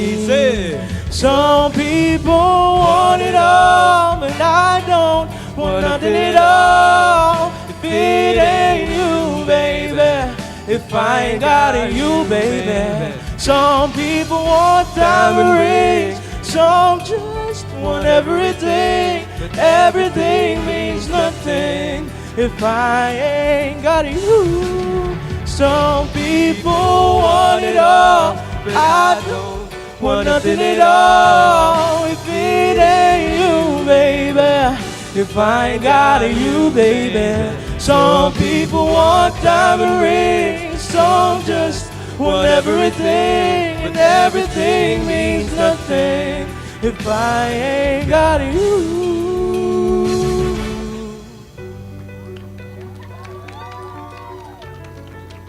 If I ain't got you with me, baby. Nothing in this whole wide world. If I ain't got you with me, baby. If I ain't got you. Thank you. Thank you. His name is Sam Goodgod. My name is Jack Steven. You can both check us out on Spotify. Thank you. Thank you. Guys. Thank you. Thank you. Thank you so much, Sam Goodgad and Jack Steven. Ilajtanggi serenade this afternoon. As in, feel jud kayo na ako kaganina ang first song. Grabe, nag-walling na ka, nag-spam og emotes. Inaana siya. Kita ko nga nag-karaoke din rin, nagbunit, marang guro to sila og lyrics. Oh. Naghimong sing-along. No? Speaking of sing-along, saan na nga juncture on? Oh. Nakoy koan. Oh, sama ka. Sige. Wait. Take your time, take your Wait. time. Sige. I'm channeling my inner knowledge. Okay, wait. Guys! Sina-channel ko lang yung knowledge ko, guys. Walang ibig sabihin yun. Prepare. Okay, balik. Sige. Sige. Balik. Part 2. 1, 2, 3, go. All I ask. Some people want it all. Magtawag ng tanghala na ta din eh. Bahala ka din na. Mangutana rawang ko. Og Ilocos empanada or Dubai chewy cookie? Mao na Adelaide. Some people want it all. Pero ang atuwa lang karon kay vouchers for COMM Fest 2026. So naamoy vouchers. Dili Ilocos empanada. Oh. Dili Dubai chewy cookie but better. Vouchers atong tulo ka sponsors. Happy Cup, Andrew World, ug Sugbo Fairs and more. Mo na guys. As in, super. Participate mo sa atong next segment kay... At this juncture, it is now your time to speak up and ask any questions and or concerns up front or even just by your seats. Kami na moduol. So for those who have inquiries, please raise your hand so that we may approach you and hand over the microphone. May we invite our speakers, of course, to the stage para makita ta sa atong audience. And Adelaide, I believe it is your time nga mangitag audience kanay questions. Once again, ladies and gents, if you guys have questions, you'll be walking away with a voucher from all of our sponsors. Just feel free to approach our CCS officers later at the event. Yes, So, after every question ninyo naamoy vouchers, just approach the pretty girls in baby blue. wow, pretty girls in baby blue. Ato mga pretty girls, can you please raise your hand daw? Para makita ta sa Raise your officers. hand, Wow, baby ayun. pretties. Ayun, sila ang naggunit sa iPad kaganina nga na energy. Nga nakapakwayat ganiha with exclamation marks mga upat. So, There sige, you go. raise your There you go. hands if you have any question. Kuyog ko niyo partner kay, Sige, kuyog na microphone na to ang speakers. Sige, mangita tag questions, be. Do you have any questions regarding our... Nasa likod? Nasa likod? Ikaw! Sige. Oh my God, I miss your energy. Holy. Sige. Ikaw ba to, Gwen, ang may question? Hi! at one of our very amazing usherettes. So Gwen, what is your question to our speakers this afternoon? Okay, so good afternoon. By the way, I thoroughly enjoyed the forum for both Miss Imbong and Mr. Sichon. So yes, I am a freshman, and my question goes to the both of you.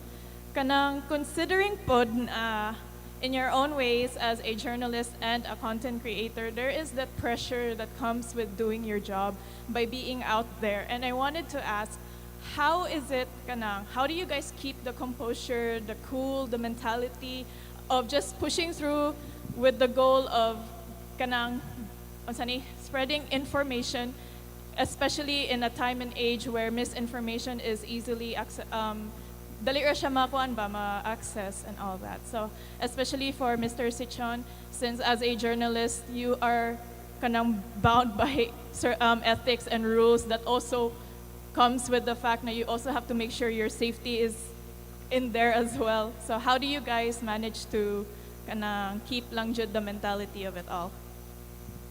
Okay, so I can start it para lighter ako kay content creation. If we focus on content creation, I feel like it's very important to really know your core when you create content. As for me, I really want my content to be relatable and something that people would love to see and would love to watch, and like they're also inspired.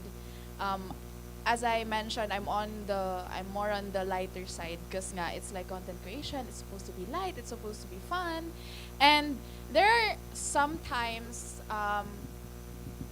there's power also in saying no. I feel when you collaborate with a lot of brands, as I've mentioned before, there are times na I have to say no because it's against my integrity as someone na, of course, I like, for example, yung some brands telling me na, can you like fake the results and just like apply this for 2 days? Okay, the product arrived, and then we need that, like the deadline is 2 days after. So can you just say it's like 2 weeks?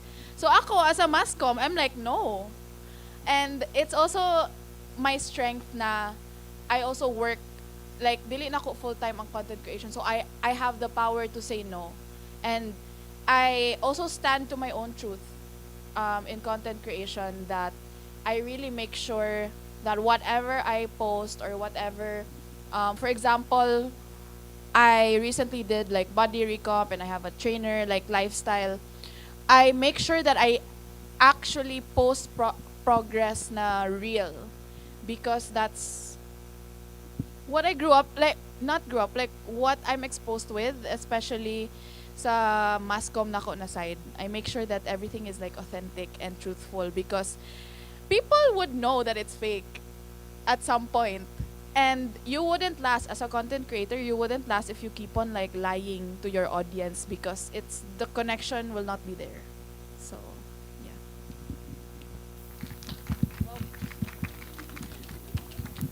Ako, I'm in a constant state of apologizing to the world for being a man. There's that. Kasi I've had male experiences and I've done stupid stuff. And so parang this journalism work is my way of trying to compensate for that past. But also because I think that in society right now, I have a greater responsibility of trying to give back to the community, because I recognize that every part of me is a product of the community around me. I know that I won't be able to eat in a day because the food that gets prepared on my table was prepared by fisherfolk and farmers from places I'll never be in. I know that my shoes were made by manufacturers and people who work in power plants, in factories that I will never meet. So parang I have a constant state of awareness of class, that that class struggle, that I belong to a certain class of society that enjoys this privilege. So it should be my responsibility to compensate for that fact that I'm privileged, to compensate for the fact that I'm a male, and to compensate for the fact that I'm able to do this kind of work, because not many people are able to become investigative journalists. You need a lot of support, you need a lot of training and workshops, and people who are willing to see that you are capable of doing good things. And for me personally, I've made a lot of sacrifices. I left home just to keep my family safe. I've had to, temper my social media just to make sure that nobody knows where I'm going, stuff like that. So these sacrifices are for something, and what I'm chasing is, I'm not chasing the recognition of doing the work, I'm chasing identity and purpose. And I think that I'm rewarded for the kind of identity I choose by myself, and it's my terms that I set for myself when I'm doing the kind of work that I do. Yeah. Thank you so much for that question, Gwen. I think she's satisfied. Adelaide, who do you have for us? Yes, we have here si Stel. Hello, this question is for Miss Shaira. First of all, my name is Stel. I've started dabbling in content creation, and I actually make content on books, and I'm part of the Book Talk community on TikTok. I'd like to ask for any tips on shifting niches or adding variety to your content, because sometimes, personally, I want to make more variety in my content on my other hobbies as well, but I'm also feeling like, should I stick to a niche, or should I branch out or put myself out there more? So yeah. Okay, that's a very interesting and good question, Stel. Thank you for that. With content creation kasi, when you start, I believe that's already a very good strategy to niche down. When you start, di ba, Book Talk, because it will keep you going to the algorithm. Like, as someone also who edits and who knows algorithm, that would keep you. Sometimes people also think na, oh, should I make a separate account, or is it important ba na I separate every. Human as we are very varied. We're very colorful, and we have a lot of hobbies. I feel like you can just start with little introductions of those hobbies. Like, for example, if you're currently Book Talk, and then you connect that with something else, because you're also interested in journaling because you're into books, then you relate that to what your starting niche is. But definitely there is really room of content creation, or there is room for everyone. There is room for different hobbies in one account. That's what I believe in. But it's also important to introduce them slowly to your audience, because sometimes you also have to be very distinct with the way you create content, because that's for example, it also goes to the phases in your life. For example, I started nga with beauty and skincare, and the way that I was able to kind of make brands recognize me was, I just did content without getting paid. Okay, I bought this with my own money, so this is my review. And that started, brands noticed me and was like, okay, can we give you this product, blah, blah, blah. And then it continued to me this is, for example, kasi video editor ako, and I started with beauty content creation. So how I kind of related to that is, this is how, for example, I made a video this is how I edited my branded content as a video editor. So that's how I connected it. So maybe you kind of can also do something that relates to Book Talk, but also talks about your new hobby that you're trying to introduce the audience to. So thank you, Miss Shai. Thank you, Stel. And we also have another. Hello, I am Andrian Felmar from BA Communication Year 2. And this question is for the both of you, but first is for Miss Shai. So today, where some content creators are playing the role of a journalist, as a content creator yourself, how do you personally draw the line between your work and of a journalist? Knowing when to say, this is where my role ends. And same goes with Sir John, but in contrast. With the advent of multimedia storytelling, when can you say that your work is still rooted in journalism rather than simply being a content creator producing informative content? Thank you. Thank you for that wonderful question. Grabe, mura man sa niguan, pageant. Okay. As I've mentioned earlier with my presentation, where I draw the line is content creators kasi more leaning towards entertainment. But there's also a way to kind of merge them together, right? Like what I mentioned with Feature, na they do actual research and it takes them time to produce content because they go mismo sa field and do research and do fact checking and everything. But personally, ako, honestly, when I went to this or when I listened to your talk, I was like, wow, I actually miss the Mascom air.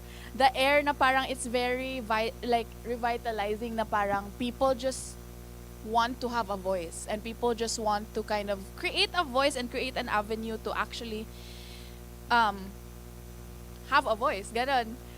Because I think there's a blur within content creation that people just there's a routine or like the way you share it na there's like a routine na oh, people have to believe me or like people have to side with me because this is my content and this is how I believe like content to be or like information to be.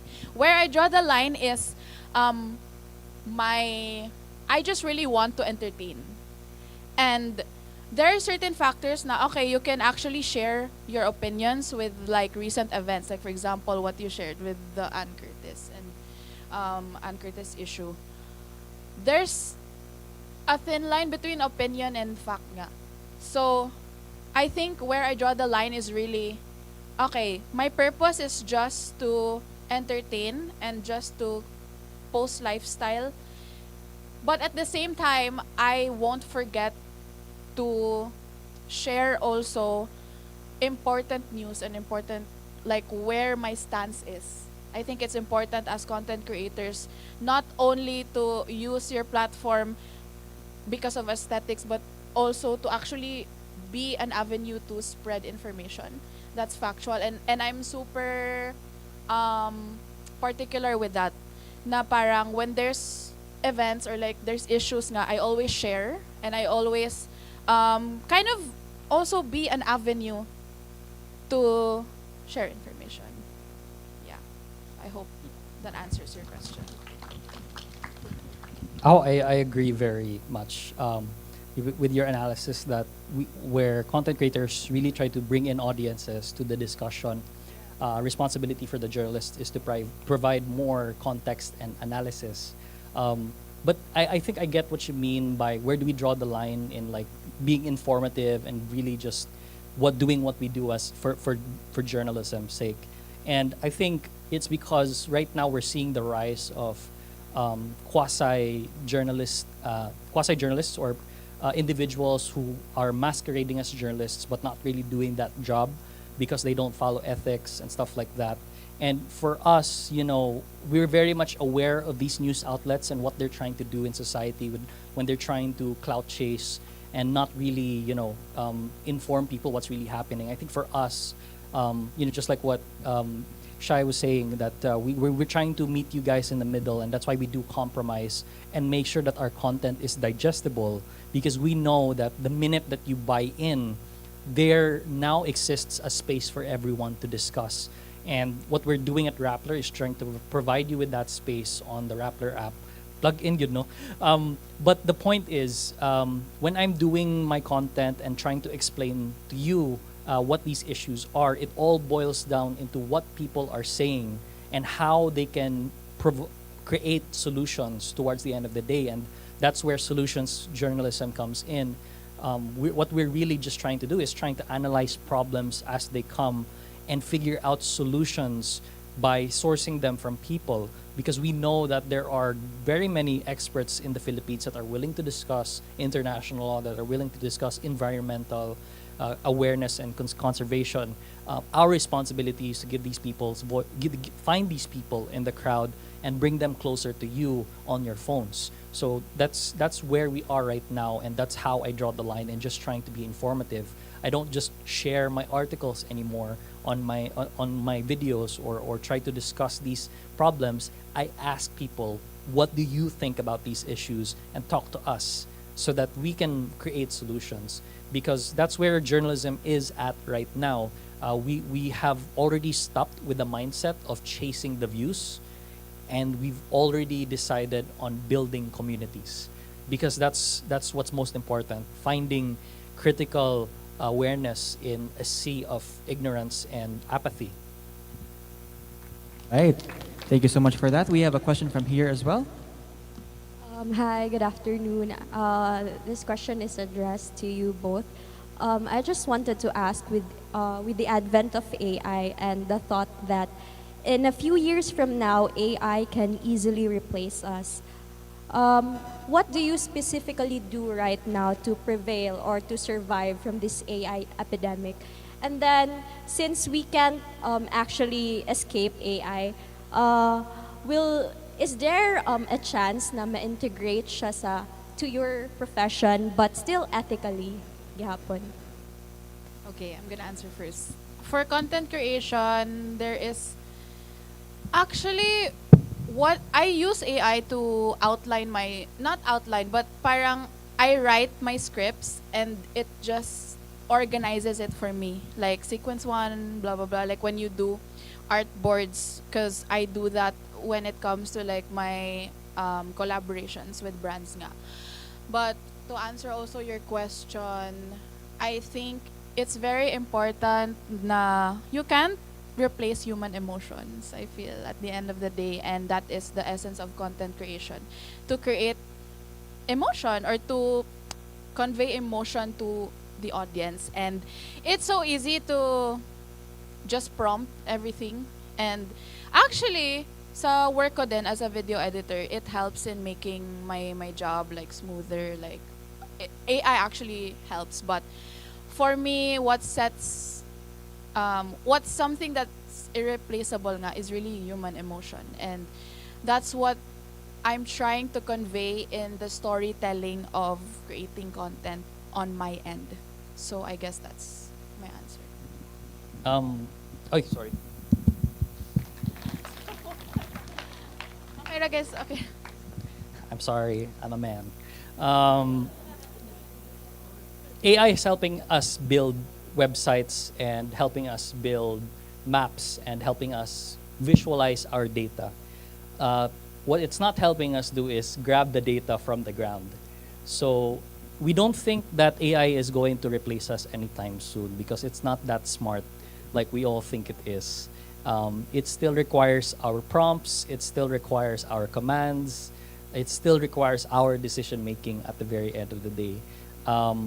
I have not seen an AI conduct interviews with people who are hit by disasters. I have not seen an AI lawyer for an individual, and I haven't seen any work by an AI being referred in Supreme Court articles. We're not gonna get to that point because, let's be honest, we're gonna run out of water before we get there. Yes, unfortunately, yes, that's true. We're gonna run out of water before we get to a point where AI needs. Will we eventually start using salt water? No. We will definitely destroy our machines doing that. But that's what we're more afraid of, is not how AI is going to replace us, but how AI is damaging our environments. And what we're more afraid of is the cataclysmic end of the world. We're seeing it right now with the Iran war. And we're a few months away from completely losing our economy because we only have 60 days left. 58 days left for fuel reserves. So these are devastating realities that we're facing right now. And it's not even because of AI, it's because of the bad decisions of white men.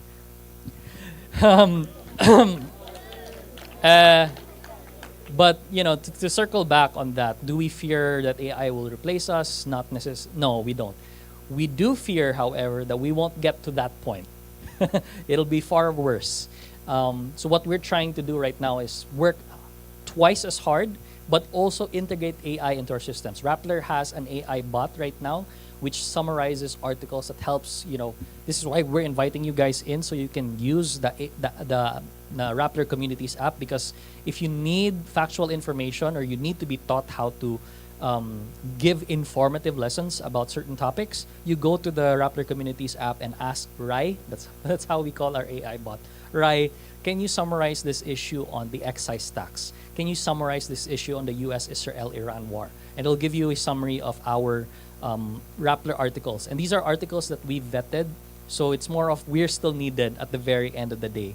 But also right now, me personally, I've started vibe coding. So Google AI Studios lets you vibe code, which basically means you give a prompt to AI to create websites. I have created a debate AI that lets you practice.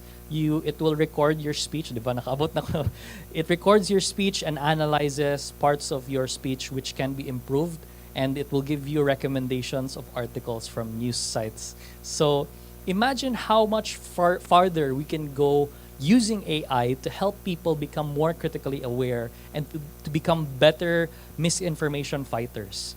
And that's my bit of contribution to society. And you know, everyone right now is contributing in a larger sense, and you just have to see that interconnectedness you have with people.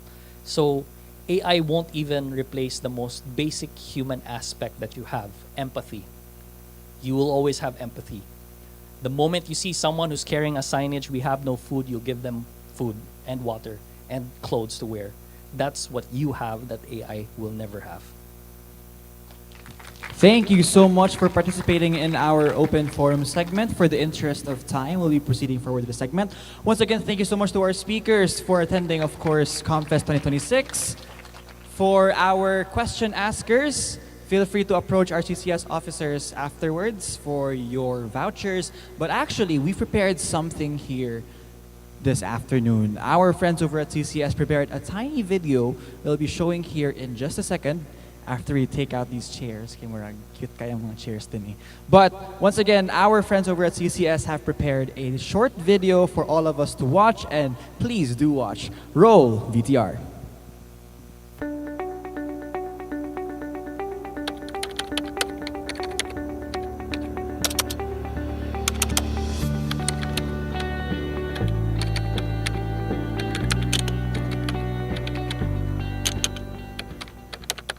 Ni-evolve na gid no. Kung sa una nagkuan na ta og radyo lang, TV lang, karon kay naa na ta sa social communication, but ang sa newspaper, TV, radio napatay mga gatekeeper, but sa social media wala na tay gatekeeper. So lisod na ang pagtan-aw kung asay sakto or sayop diha sa kanang social communications, especially diya sa social media, kay sa pagkakaroon ang social media dili man siya kontra no sa mga journalist, but usa siya ka mga tool kung unsa mo nang kinahanglan naagyud tay pag-verify sa mga source of information, kay kung sa journalist ka gyud nga legit, dili man ka makapaguha og story nga wala mo agi og pag-utingkay sa imuhang mga editor, mga kanang news director, unya sa social media, kung mga content lang, anything, mahimong reporter diya sa social media, bisan kinsa, mahimong reporter diya sa social media, kay wala man, basta na lang kay mahagap nga machismis, imong ipahimutang diha, pwede naman na sa uban nga balita. And then sa journalist ka, o legit ka, kanang imong buhaton gyud, imong mong ipakita both side.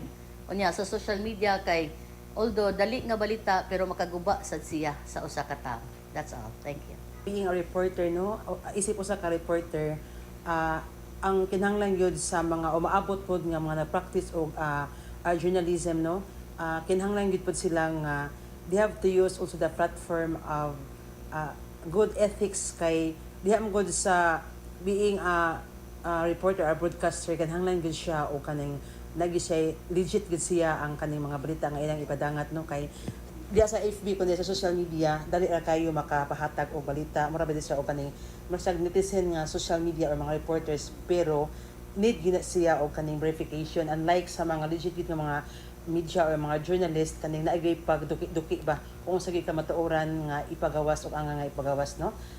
Diya sa being a broadcaster, mas easy kaayo no nga kanang makahatag og sakto nga balita tungod kay naman may source ana unya ang kanang dapat sa newspaper sa print or sa newspaper nagi mga editors pod nga mo verify ana nya ikaw mismo nga mga reporter imo gina siya pangitaon og unsa gyud sakto nga source ana. For the future communicators, no, it's very important to distinguish kung unsa ang for content and for the public interest. In journalism, we really have these ethical groundings. Yeah, in this digital age, manggod, everyone can publish online, the narratives and everything, and some people will motoo, they don't need to verify the facts. Basta lang na information on the ground, on the phone, they will believe. But in journalism, manggod, we have that ethical, and we have to verify the facts. We have to interviews some sources nga reliable good. And in this generation, manggod, it's very critical nga it's very critical nga we need to understand na not all information that is published online is true. Yes. Kay na hapit I'll give you examples. Hapit na ang presidential election. This year 2026, 2027, daghan na gyud mga opinions ang gipang throw gyud sa online non opinions from the other side daghan. So ikaw nga wala kay idea, wala kay knowledge about what's happening. Mo tuor gyud kadayon without verifying the facts. So that's the journalism mo sulod. We need to inform the people na this is true and this is not true. Mo ganing natay kami sa in the newsroom namin editor. We are the reporters and the editors. They have to check po and if our information is correct by good or kanang if it's good pa po for the public. So yeah, dapat good no in this digital age is we have to distinguish. It's not about who can speak, but it's about who can be trusted. Let's start sa premise nga nay journalist nga usay makalimot mo practice iyang ethical standards na po'y content creators kan mga vloggers, influencers nga mag-practice og ethical standards. So kani kung ethical standards kani siya, it's perception is yang how would you try to make your story be more safe, kanang kan ba, safe from offense, kanang maka-offend kag laing tao. So for me as a journalist for 5 years already, first and foremost ginako nga pagabuhaton is if na information maabot sa kuha, verify from the source. Kay once nga publish kag story nga dili siya verified, sayop siya di ay or walay source ka mubarog ni mana, diha man ka atakihon sa ethical standards.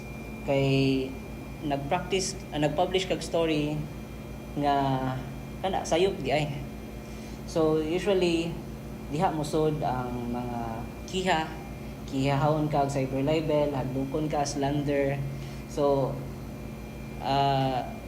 throughout the years of experience ako, daghan ako mga threat for dili the threats but rather threats for mga litigations. So kihahon, pero usually confident ra magig ko nga dili siya mo prosper or panghadlok ra gid siya sa mga sa wala na kauyon sa story. Usually na magiwa kauyon, na pwede wala kauyon. As long as first and foremost di practice ka og ethical standards by verifying the info to your source na ay credibility, so safe gig ka mostly. So mo na siya ang difference sa journalist or sa vlogger na wala nag-practice sa ethical standards nila. So mo gina siya pinaka-basic, verify your sources. For me, as a journalist, I will delve more on about journalism, no.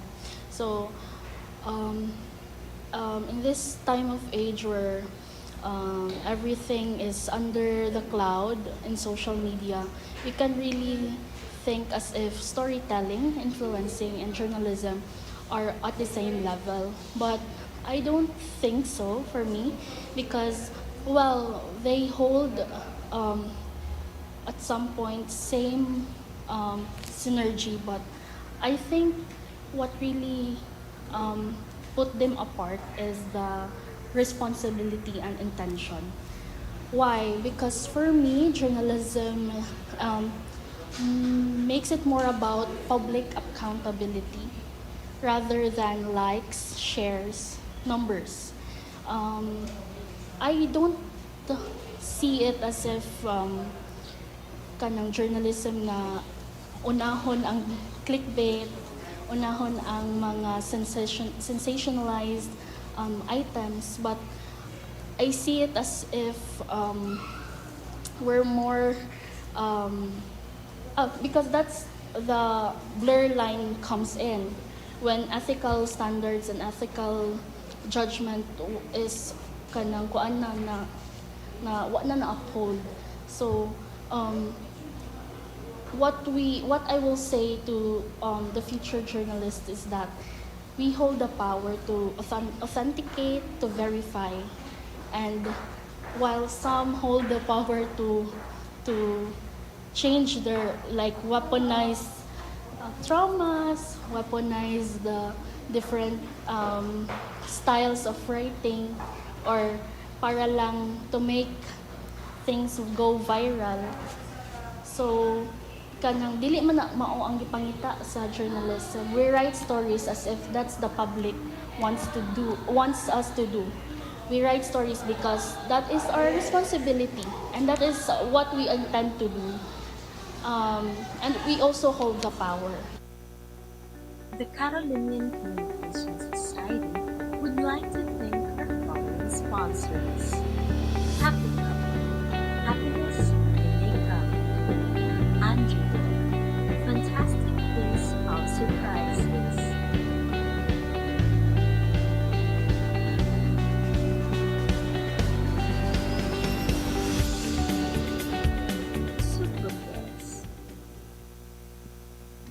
All right, ladies and gents, that was our amazing video. Thank you so much for featuring, of course, our true jud no ato mga journalists nga najud all around Cebu. Now, Adelaide, today has been quite an event, don't you think? Like, we started from our performances sa SAS Royal, nila Sam and Jacques. Tapos, naapod jud tayo mga presentations from our speakers. Super insightful. I think today has been very great so far. Absolutely, Vaughn. And I hope that everyone here have learned a lot. Kaya as I've said earlier, stories need to be told. And as media practitioners, we have the foundations to tell it right, you know? Now, as we reach the end of our program, I would like to ask everyone to welcome the presence of our beloved chair from the Department of Communications, Linguistics, and Literature, Dr. Joanne Marie Stan.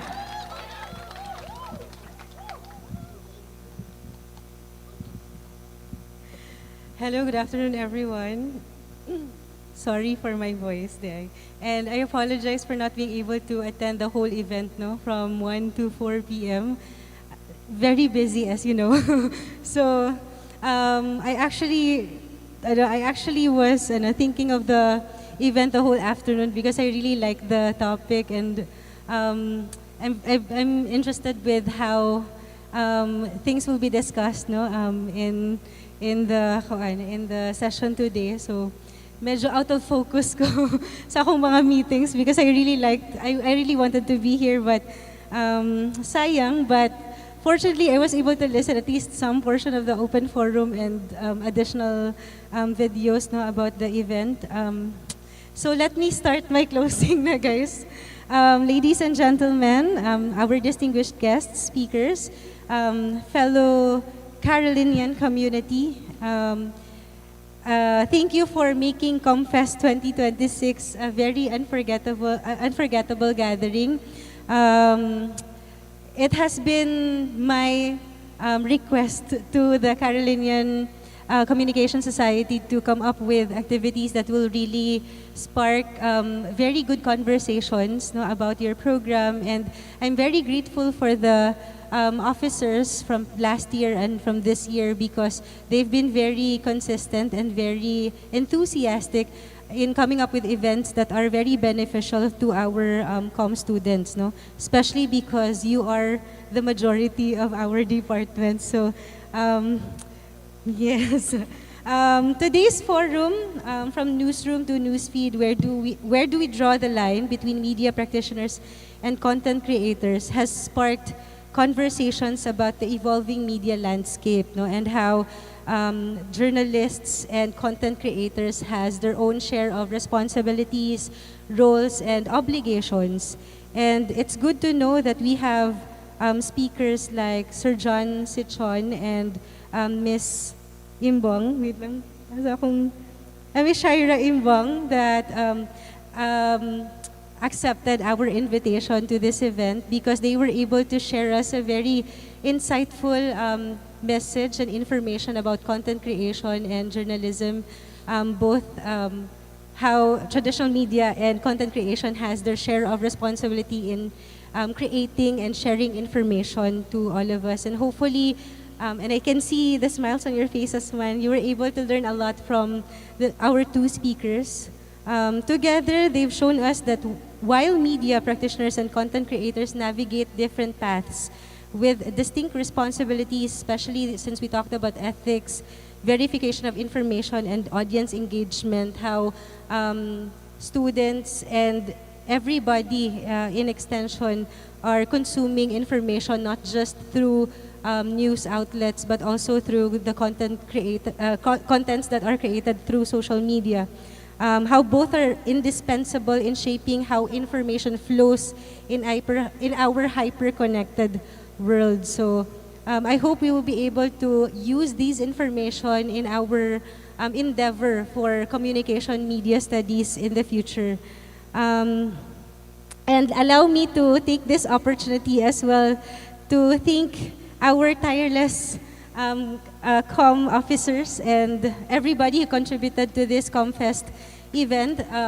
I think this is the first COMM Fest event for the COMM program, because it has always been Language Fest and Lit Fest, and I think this is the first time that we had COMM Fest for our program in the department.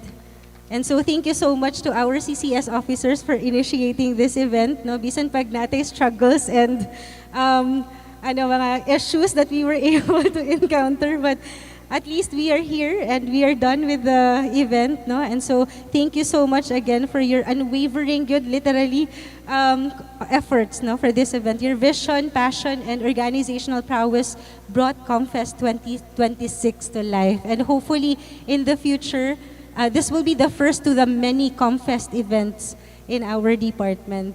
To our speakers, thank you so much for accepting our invitation. Ms. Shaira and Sir John, thank you so much for giving us your time and energy, no, to share the things that we ought to share to our students. To all of you here today, I know this is a required event, but still thank you for staying the entire time to participate in this event. So hopefully we will continue to carry these discussions forward into newsrooms, news feeds, and beyond. And until next year, keep communicating with purpose, guys. Thank you so much and enjoy the rest of the day.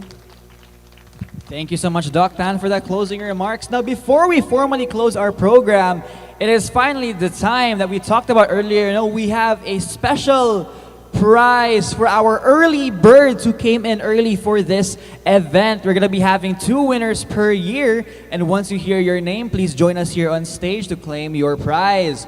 For our first year winners, for our early bird voucher collection, whatever. Let's go. Sorry, guys. For our first winners, let us welcome Miss Gwendolyn Canoy. Please come here to the stage. And with her is Miss Maria Gonzaga. Claim your vouchers here sa We got stage. vouchers from Anjo World and Happy Cup, as in guys, magamit nyo. Let's stay here on stage as we call in our next set of winners. Once again, everyone, our winners, we have Gwen and Maria. Let's go, guys. Imagine na, guys, actually. Let's go. Let's stay here on this side. For our second year winners, we have Adrian Felmar Bacalso. And with Adrian is Jana Marie Casas. Let's come here on stage to claim our vouchers. You don't wanna? Oh. May expire di in 5, For Jana. Come here. Let's move forward with our event. Of course, we have our third year winners. We have Vincent Michael Villarisa, of which I think exited early. Thank you so much. We also have Keitel Anadon. Yes, you. Thank you so much. Everyone, let's welcome our winners for the third years. And of course, for our fourth year winners, let us welcome Miss Maria Morala. Maria Morala. And last but not the least, atong pinakakusgan nga writer, we have Mr. Marlon Ado.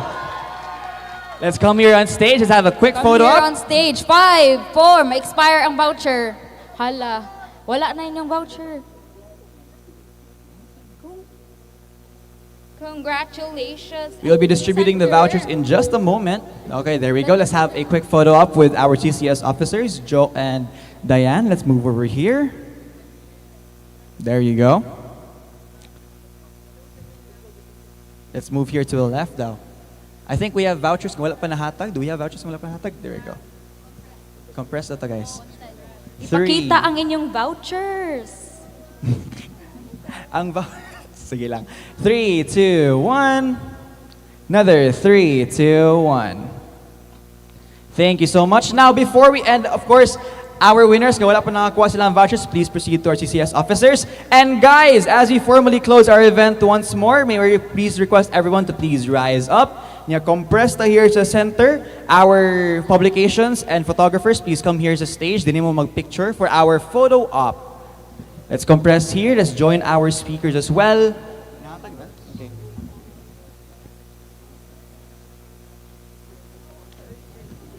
Once again, let's come here down sa center, guys. Let's compress here the center stairway.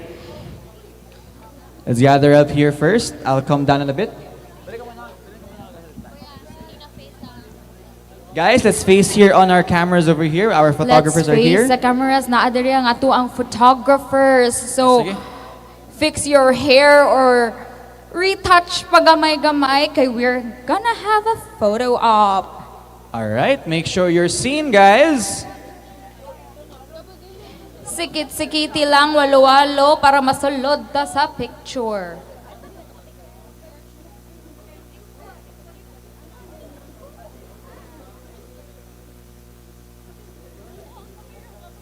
Ang camera daw ni Mai. Asang camera ni Mai? Kana? Sige. All right, eyes on our cluster of cameras over here. More tag paparazzi, guys. Sige. 3, 2, 1. Another 3, 2, 1. Letter C for COMM.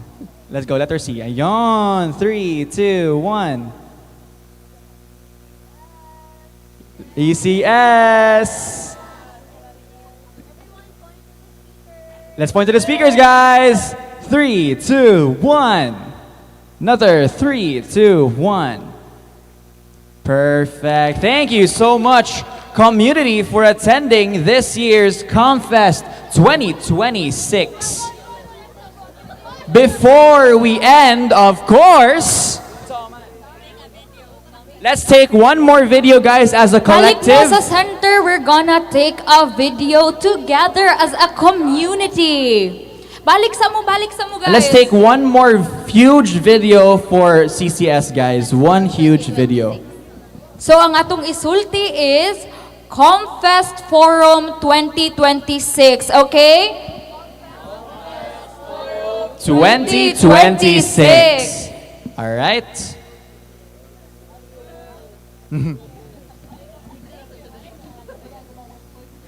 Sige.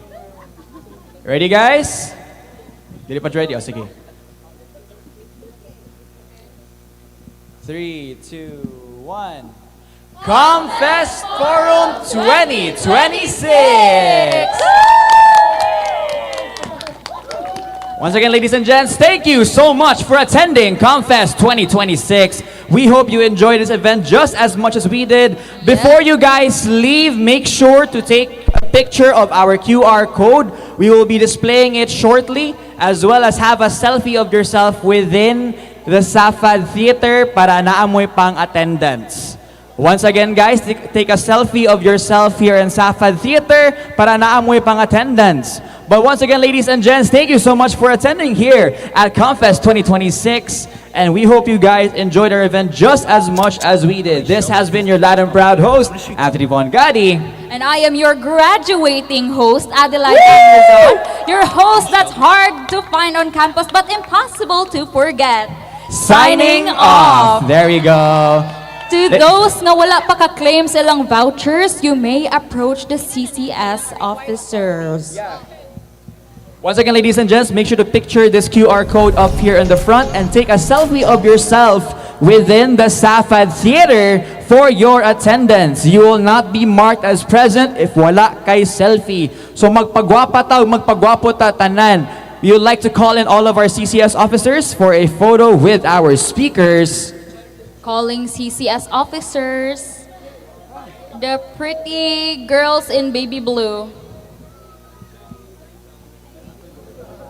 Thank you so much for joining, everyone. Make sure that to not leave any of your valuables behind. And we'll see you again on the next COMM Fest. Calling CCS officers on stage. Including Gav, please come up forward here.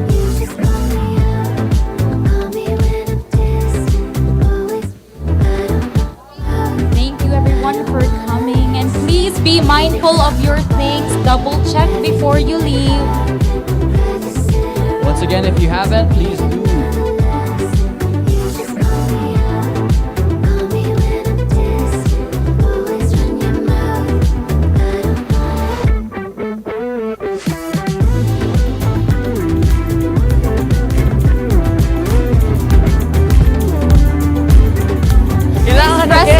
President! Asamang ka? President!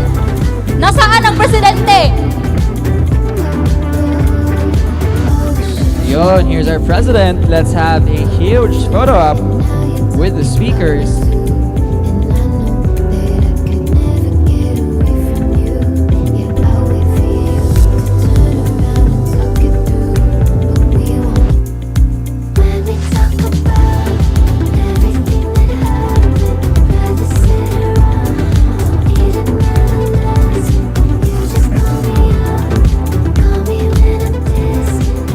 Thank you so much for joining COMM Fest 2026 6-7.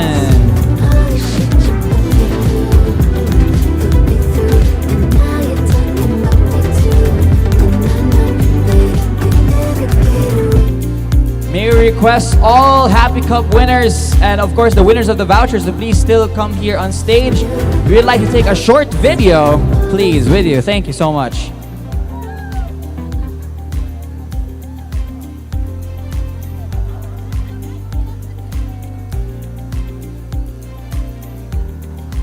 And those nga naka-receive og Happy Cup vouchers, If you are still here, please come join up us. front for a video.